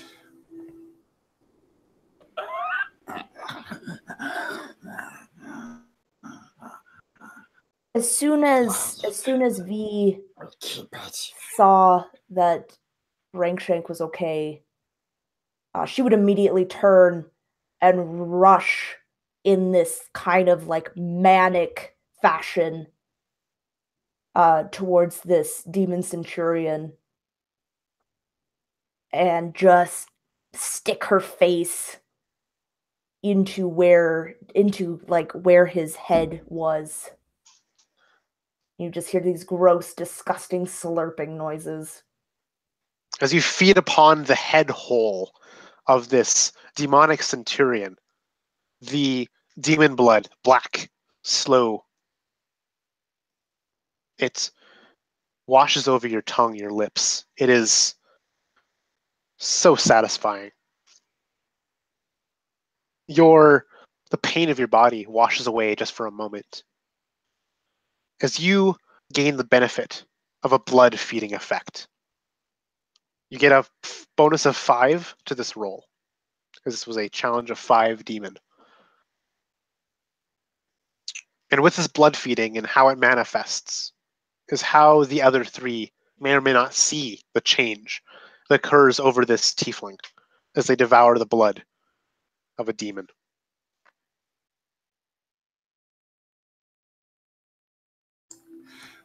Would Xandar be able to just like hold out his hand towards a few of the corpses near us and cast extract water to alleviate some of the exhaustion that I've gathered? Yep. There are many bodies. Yeah, I would do that. I would just hold a hand out and concentrate and cast that. That would only work on me, right? Like I couldn't cast extract water and it benefits somebody else, right? Maybe. Oh, well, with extract water, you pull the water out of their body, and now you have that water. You can do with that water as you wish. You can disperse it amongst your allies, store it for later. Okay, I'm trying to visualize this. Like, would this be like a mist that would coalesce into a ball? Yeah, into like a water. Yeah, and then you can put that ball of water in your water skin or multiple water skins, or even have your companions like scoop water and slurp from it in midair. Yeah. Could I do that? Like hold this bottle of water in front of Rankshank. Yeah. And both of us drink, hopefully alleviating some of the exhaustion. Speaking of exhaustion, all of you except for Rankshank are going to get 1 point of exhaustion from this tense moment. Rankshank, you're going to get 3 from this out-of-body experience you just experienced. That's right. Pack on that exhaustion. I just want all of it. Every ounce. You suddenly hear kind of a yell coming from V. Just of pain. And you see she's kind of like hunched over this headless thing. And you can just see her back beginning to move. The skin under her back just like growing and shrinking and just moving about. these two spots on her back, and they begin to move and pulse more and more. And she just begins to start to scream. And then all of a sudden, you hear this like sickening noise of skin breaking as these wings, wet with blood, kind of begin to unfurl. Like kind of like a butterfly when it comes out of its cocoon, its wings are all wet and gross and shriveled. That's what her wings, these like bat-like wings, look like. And they just kind of sit there kind of shriveled, and you can see her just kind of like moving her back, and they slowly begin to furl out to their full length, which is pretty sizable. And they just begin to like kind of fold and expand and fold and expand. Tali is going to just... He's got water being extracted by the druid. He's got wings popping out of the... I think he's just kind of like... He just starts to brush down Etain a little bit. They've had a really rough night, and he's just kind of like, to soothe her. He's just looking around, and now it's becoming more to soothe himself. He's just shaking his head. What have I gotten myself into?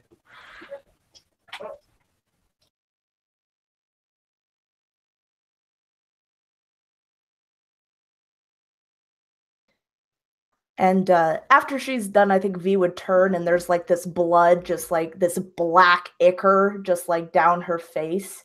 Her eyes are still just black when she first smelt it. And though this like horrifying visage is in front of you, she looks to Rankshank with this concern.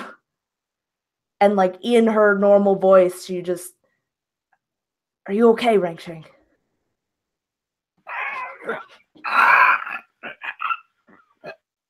I found him. I shot.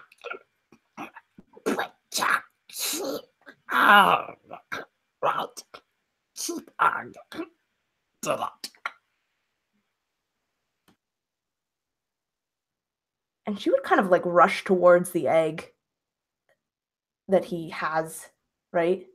And yeah, clutched within his claws, somehow he's still hung on to it this whole time, is that strong box, that rusted metal strong box.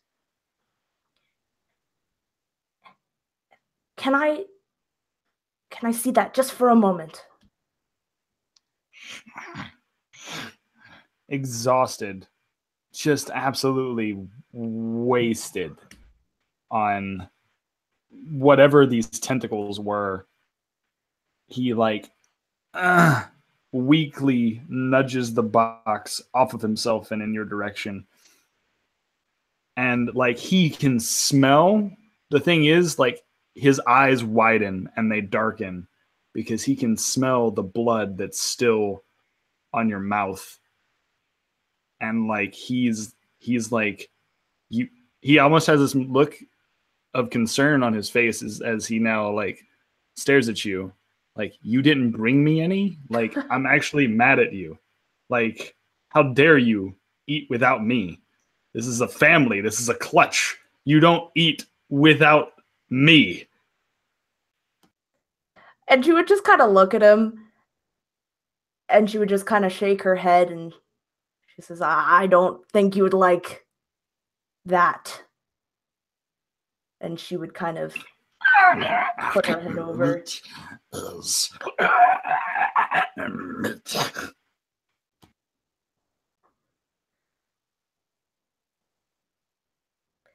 And she'd look to the other ones, but her eyes would kind of look to this egg, and she would look at it to see if it had any seams or anything.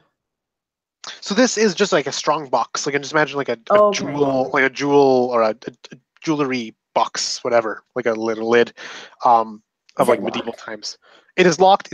It has been locked as long as you have known it has been locked. It is worn and rusted. It's got dings and dents and batters on it all.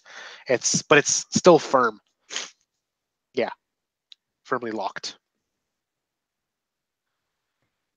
She would be so just like tempted to just open it, but she just kind of looks at it, sees that it's still intact, and she would give it back to Rankshank and just.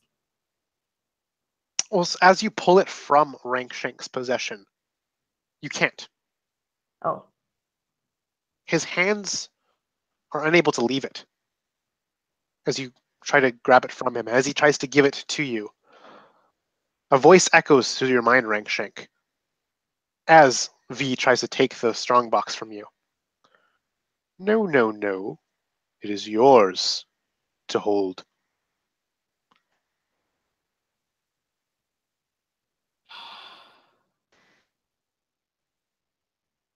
But to you, V, just like it's like Rankshank unable to let go of it. Yeah.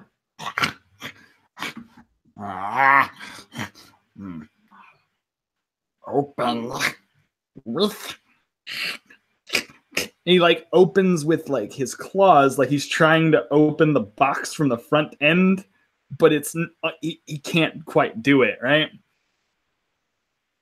And he's like, you open the box if I can't give it to you, and you just open it in my hands, I guess. Like, what? I don't know how this works. I don't know what's going on. Help me.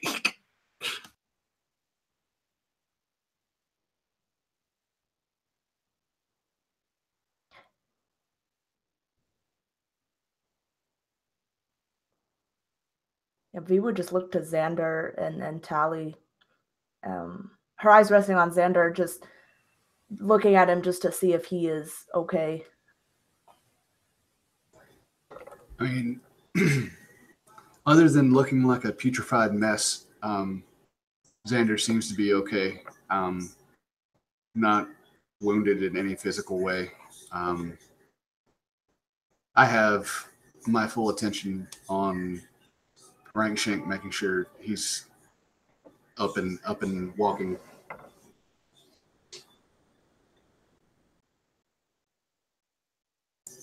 I still don't know what to think about this egg. And Tali returned your stare, V, and just kind of says, let the lizard keep the box.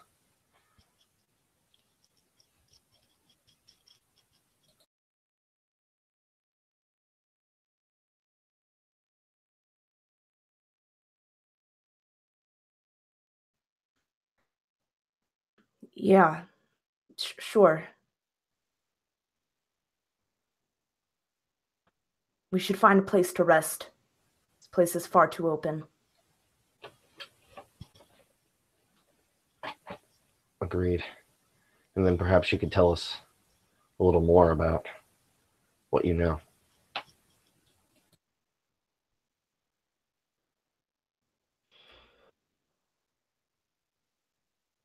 Yeah.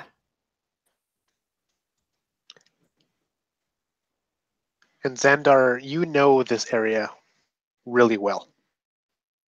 It may have changed since the last time you've been here, but it's geographically identical to whence you last left it.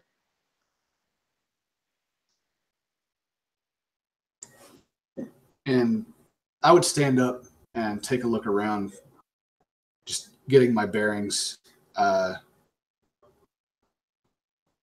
and remembering. I would turn to the others. This was once my home, but my home no longer. But if we need to regain strength, and I would look around at the rest of us and shake my head, then I know of a place where we could take refuge from the sun and the elements, at least. Come, and I would start following along. I'm imagining right now it would be kind of dried out, the creek that was flowing into this, but I know where that came from, and I would head in that direction, leading us to where I know would be fresh water and where we would be safe, at least for a little while. Yeah, this creek leads, this meager creek, now just dust, dried out. Little trickles of oil and just this nasty putrid ichor that flow through it like just disease and decay. It flows, you follow it to a place that you remember being a small hollow in the rock of this massive just area, craggy landscape. And it's shallow, it's a hollow deep in the earth. It's shielded from wind, from sand, from sight. It's dank, dark, cramped. And it has a pool of affliction within it.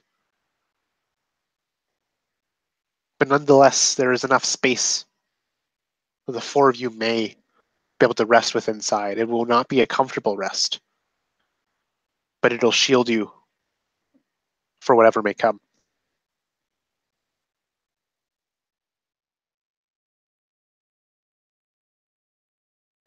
Rankshank takes solace in this in this like small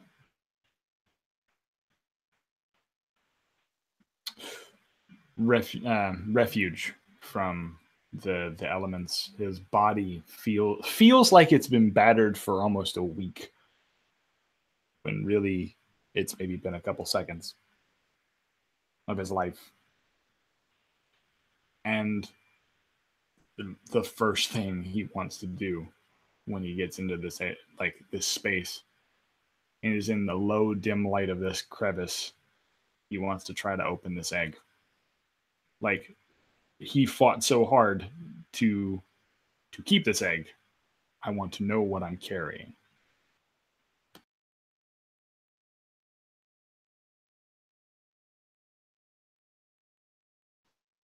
And so you try to pry it open with your clawed hands. Yeah, so I'm gonna try to pry it open with my clawed hands, or even like a bone shiv that I gathered from the other from the other hideout that we had earlier, and just like try to pop open a lock or whatever is on it that's holding it together. At first, you try to like pry some bone shiv into the lock. Doesn't work. The bone just snaps after too much strain. You try to pry it open with your claws at the seam, where the top meets the bottom. You pry, and just one of your talons just snaps from the pressure that you put on it. You might even just smash it against the rock a few times just to crack it open. It gains some new dents, but still does not budge. You hear a chuckle of that deep, plodding voice in the back of your head, Rangshank. Now is not the time for that, silly one. Now is not the time.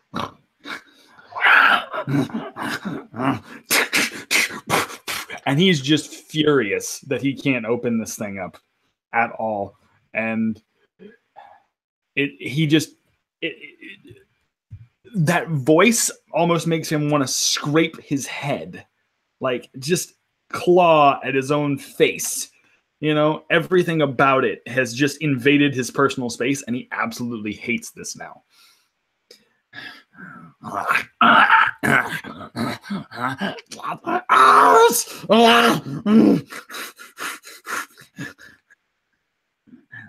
He then stops and looks at the three of them, like staring at him after his wild tantrum.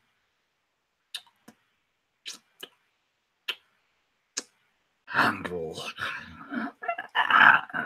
I'll need it. Someone bring body.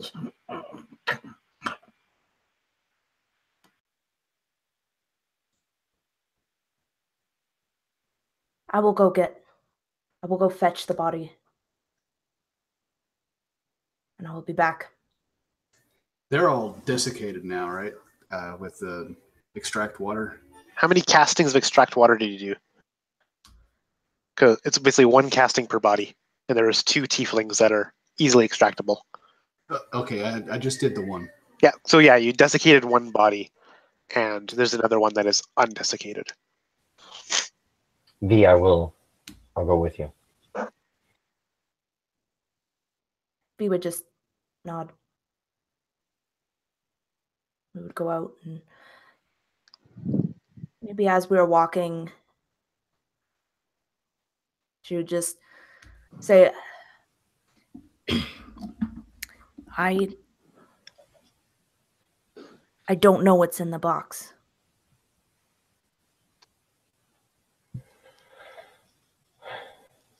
Who wants it? Well, obviously, that thing wants it. But I imagine it has something to do with why we were being hunted in the first place. It was one of our missions. I was part of the Blood Knights. I used to be. But we had to take this box out into the desert to this spot only our captain was told about, and we were supposed to meet people. They were very, very secretive about it. But then, and she would just kind of pause for a minute, and you would kind of see in her eyes like this, she would just blink a few times, and just like this painful memory, and then she would just kind of stutter out, we got ambushed by some legionaries, and I thought they had the box. They did have the box. I don't know. And somehow Rankshanks got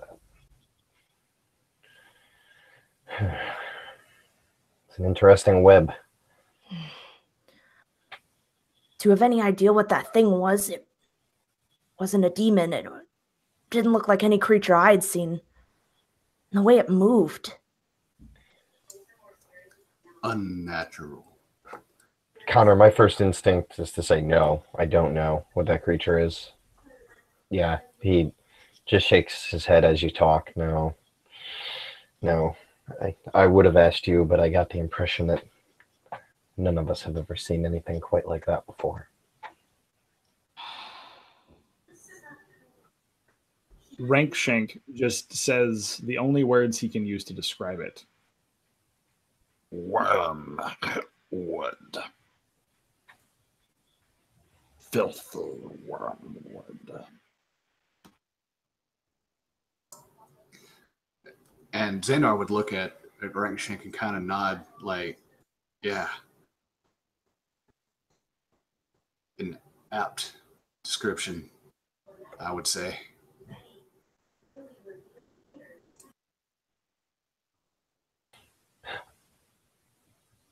Sorry, are we with them, or are we...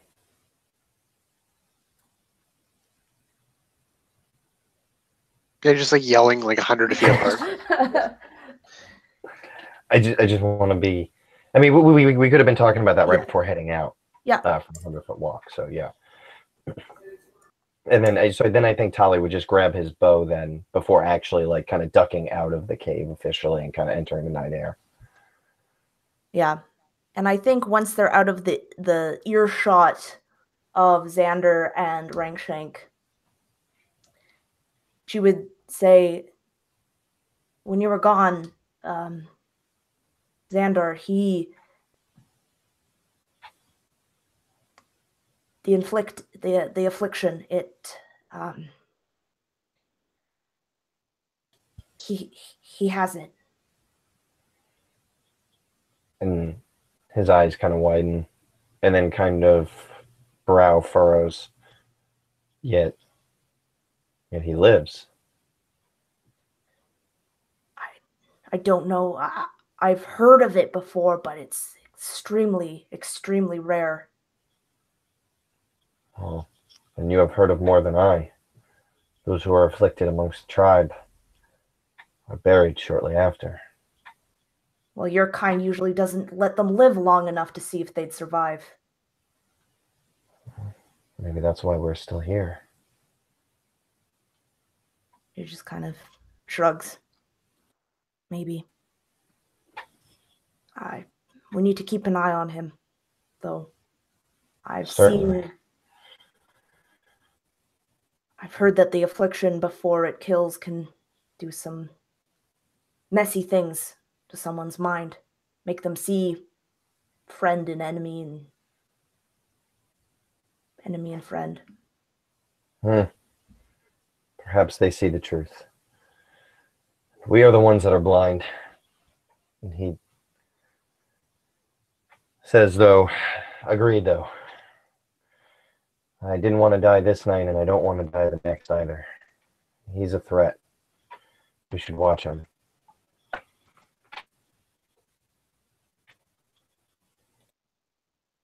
Yeah. The two of you approach the former glade that this whole scene had happened in. You see the corpses, the smell permeating the air, black demon blood mixed with the blood of tiefling. One, a desiccated, dusty, just pile of debris. The other, being stood upon and pecked at by a single scarbird. This crow bird with those piercing amber eyes, pecking at the flesh, ripping off small pieces and swallowing. As Tali's eyes widen. Yeah. Really big. As the two of you approach, it stands up, kind of perches up, stares at the two of you with these amber eyes. I think Tali's going to do one of those, like, I'm not an avid hunter, but I imagine when you're walking through the woods for something that you're not expecting to see and it's suddenly there, he kind of, like, does, oh, I know, it's the seatbelt check when the cops are nearby. Slowly reaches over to the bow and, like, pulls it around, and he's just going, V, that's not a bird.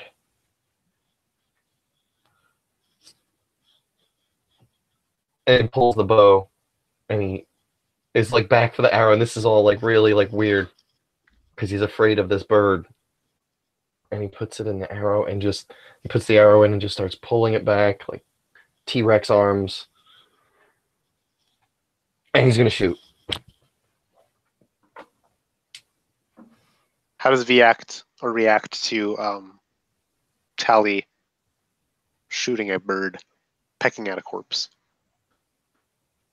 She just kind of gives him like this weird look and just kind of like mutters under her breath, just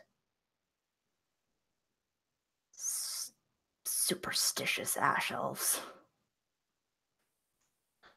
The scarbird takes off, flies off at the twang of your bowstring. The arrow embeds itself in the flesh of the tiefling, finding a gap in between where the blood obsidian ends and the flesh begins. The bird flies off on these wing beats, disappearing.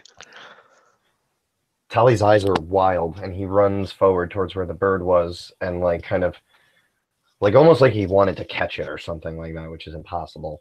And he just kind of, like slides up to the corpse, like, sliding into home, and just, damn!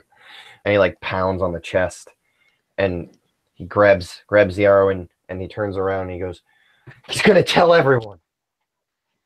What are you talking about? It's a damn bird. They're working with the Legion. I saw it.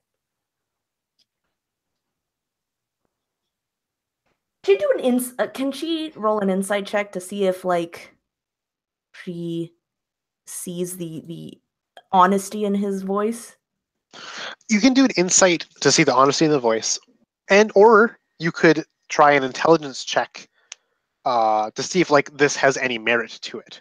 Yeah. Either of those options work, whether insight or intelligence. Yeah, okay, I'll do an intelligence just to see if this whole thing. That's a 9. No, I mean, obviously, just for the DM. Yeah. She would just like furrow her brows and just She says, I haven't known you long enough to know if you're crazy or not, but maybe the sun is getting to you. He's just like, this is furious to hit. You know what I mean? This was the last thing he saw before he was hounded by these things again, and he's freaked out. And I think he just kind of like,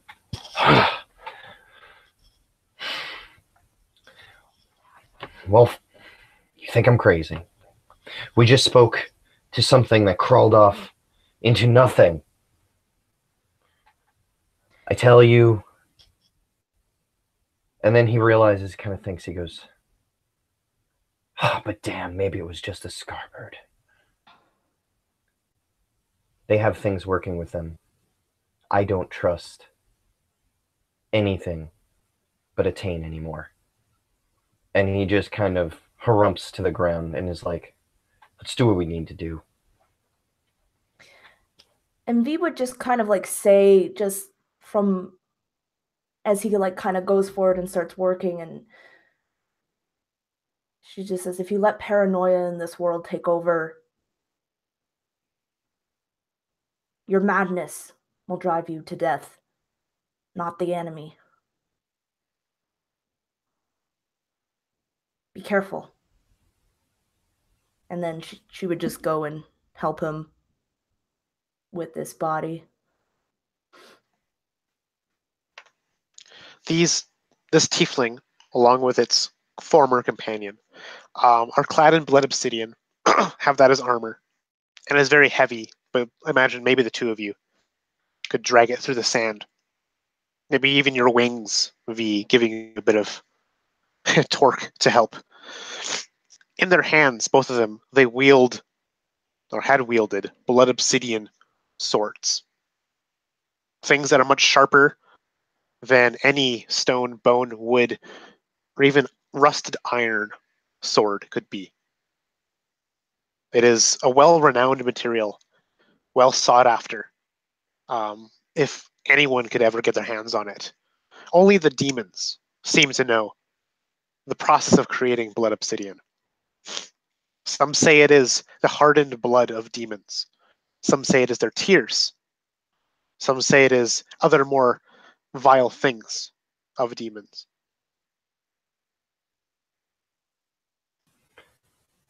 Tali looks up at UV and just says, and I don't like the attention they'll bring, but I fear that we'd be fools if we left these instruments of war to be wasted in the sand.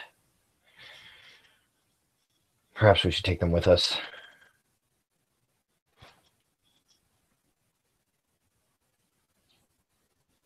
You're right. Maybe Sandar and Rangshank will have use for them. I will, is there fabric between the armor and the bodies of the tiefling that maybe I could just kind of like rip some off? You know, I met there's usually like some sort of fabric with the armor. Yeah, I was like it was padding or whatever, yeah. Yeah, so I would just kind of like rip that off like before we finish and kind of get like a section of cloth that I could wrap at least the swords in. And I'm not sure, do I see anything else I don't know if we need to do an item by item, but if I'm looking through, kicking through the corpses. Yeah, so that's a basic merit, the worth of those is like the blood imps are armor too heavy to really manage.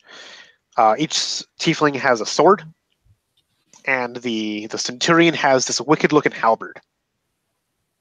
All three made of blood obsidian.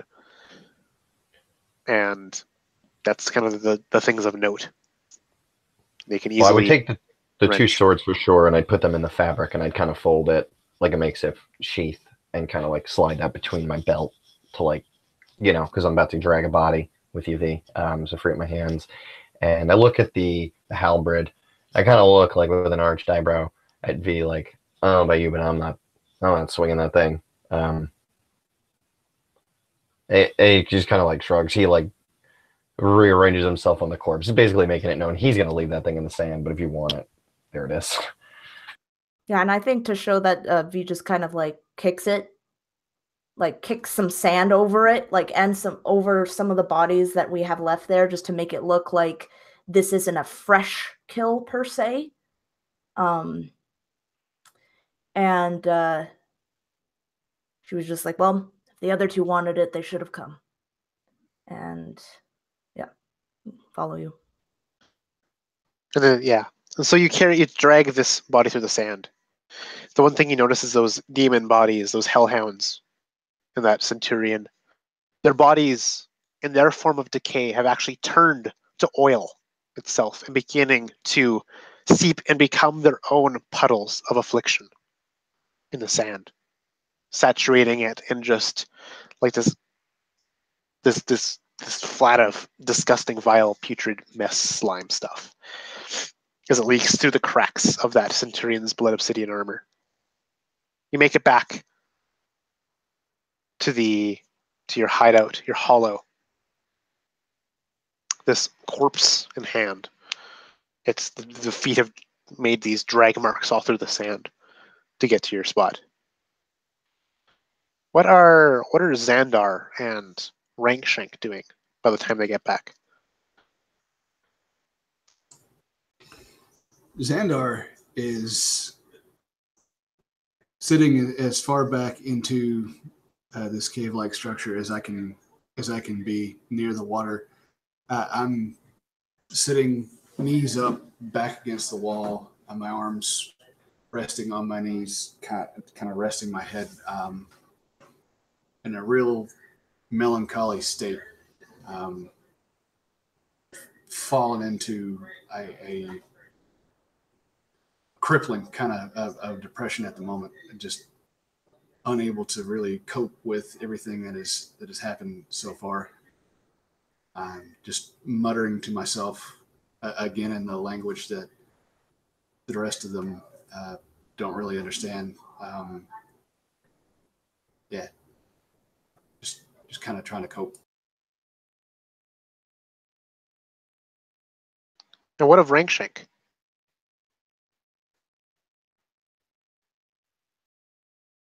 Rankshank is currently going through every stage of paranoia,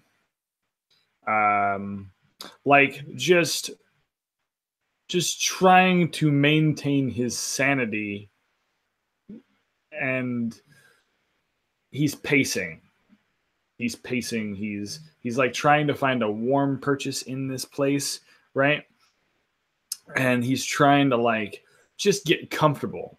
But every time he gets to a comfortable position, or he thinks he's going to be comfortable, like he closes his eyes and then moves again, because that just the image and the visage of this wormwood creature that they just spoke with like won't leave him alone. It just won't leave his mind. It's like when you stare into the eyes of Cthulhu, you know, it's just straight up that kind of visage. He's just like, nope, not today. And he's just stalking back and forth in this cave, waiting for food to arrive. Like the only thing that will sate his mindset is food right now. And so the food comes, being dragged behind by your companions. And that is where we're going to end this session,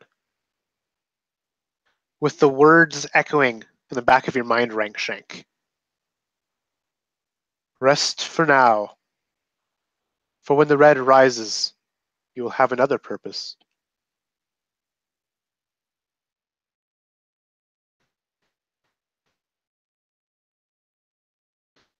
There we go. Boom, boom, boom, boom, boom. Thanks, everyone, for watching, for playing, for doing stuff, for tolerating my terrible DM style. I had a great night. We're going to do some little outros here. If you want to plug anything that you have to plug, if you want to share some exciting news, if you just want to shoot the shit, we'll start off from my left to my right. Starting with me because I'm the best. I am Connor. This is I'm half of the channel that this is on, Dice on Ice, co-writer of this miserable setting of Crifoth. We're looking to have this fully released and in everyone's hands, virtual hands, computer hands, June. You can have the final copy, the official copy of Crifoth for your home game, so you can submit your players to the brutality that is Crifoth in its full glory. Without further ado, let's flow on to Chad and have him say his stuff. So, hi, my name's Chad. I'm the resident lizard folk of this here campaign. I love playing this character. I didn't know how I would feel about playing a lizard folk because I felt like I've never played a character like this that has some sort of like deficiency in his intelligence, but at the same time like makes very smart decisions for his own survival. So I'm really digging this creature. I won't call it but I'm really digging Rangshank, and I love this setting. It's really cool. It constantly challenges me to change my player perspective versus other settings. Like, my goal is to survive, not necessarily raid the room, and I love that.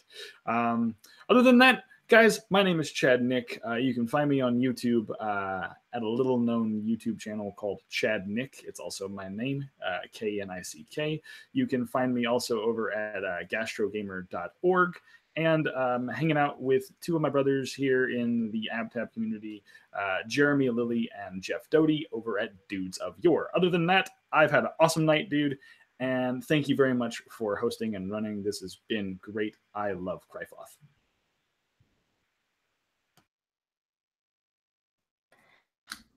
Hello, I am Megan. I am the other half of Dykes on Ice and the other co-creator of Crifoth. This is a lot of fun. I just find with each game, I'm just getting more and more of this awesome, unique setting. And I'm so excited to be creating this and putting it out, and I'm excited that you guys are liking it and really digging it. So that is the best thing that a creator could ever ask for. Yeah. You can find me here. And on April 18th, I will be running my own Crifoth session or campaign, which will be a different feel than this one. This one where is based on a lot of survival, a lot of living from one day to the next. This one is about Blood Knights. So tune in for that if you want. And yeah, thanks for watching, and yeah, good night.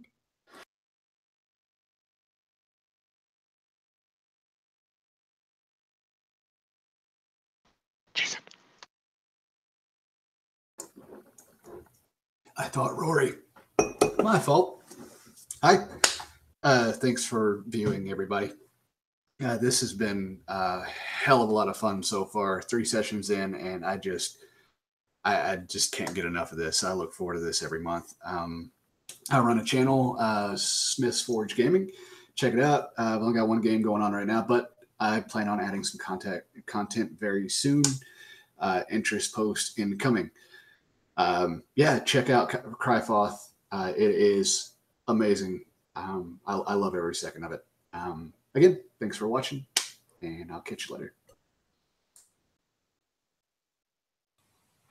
Hey everyone, I'm Rory. I play Tali. Having a great time. As Jason pointed out earlier in the chat, Tali seems to be the last normie left in the group, but what that translates to in my mind is the last one to have his backstory tied into this mess of chaotic demonry. So we'll see when that happens.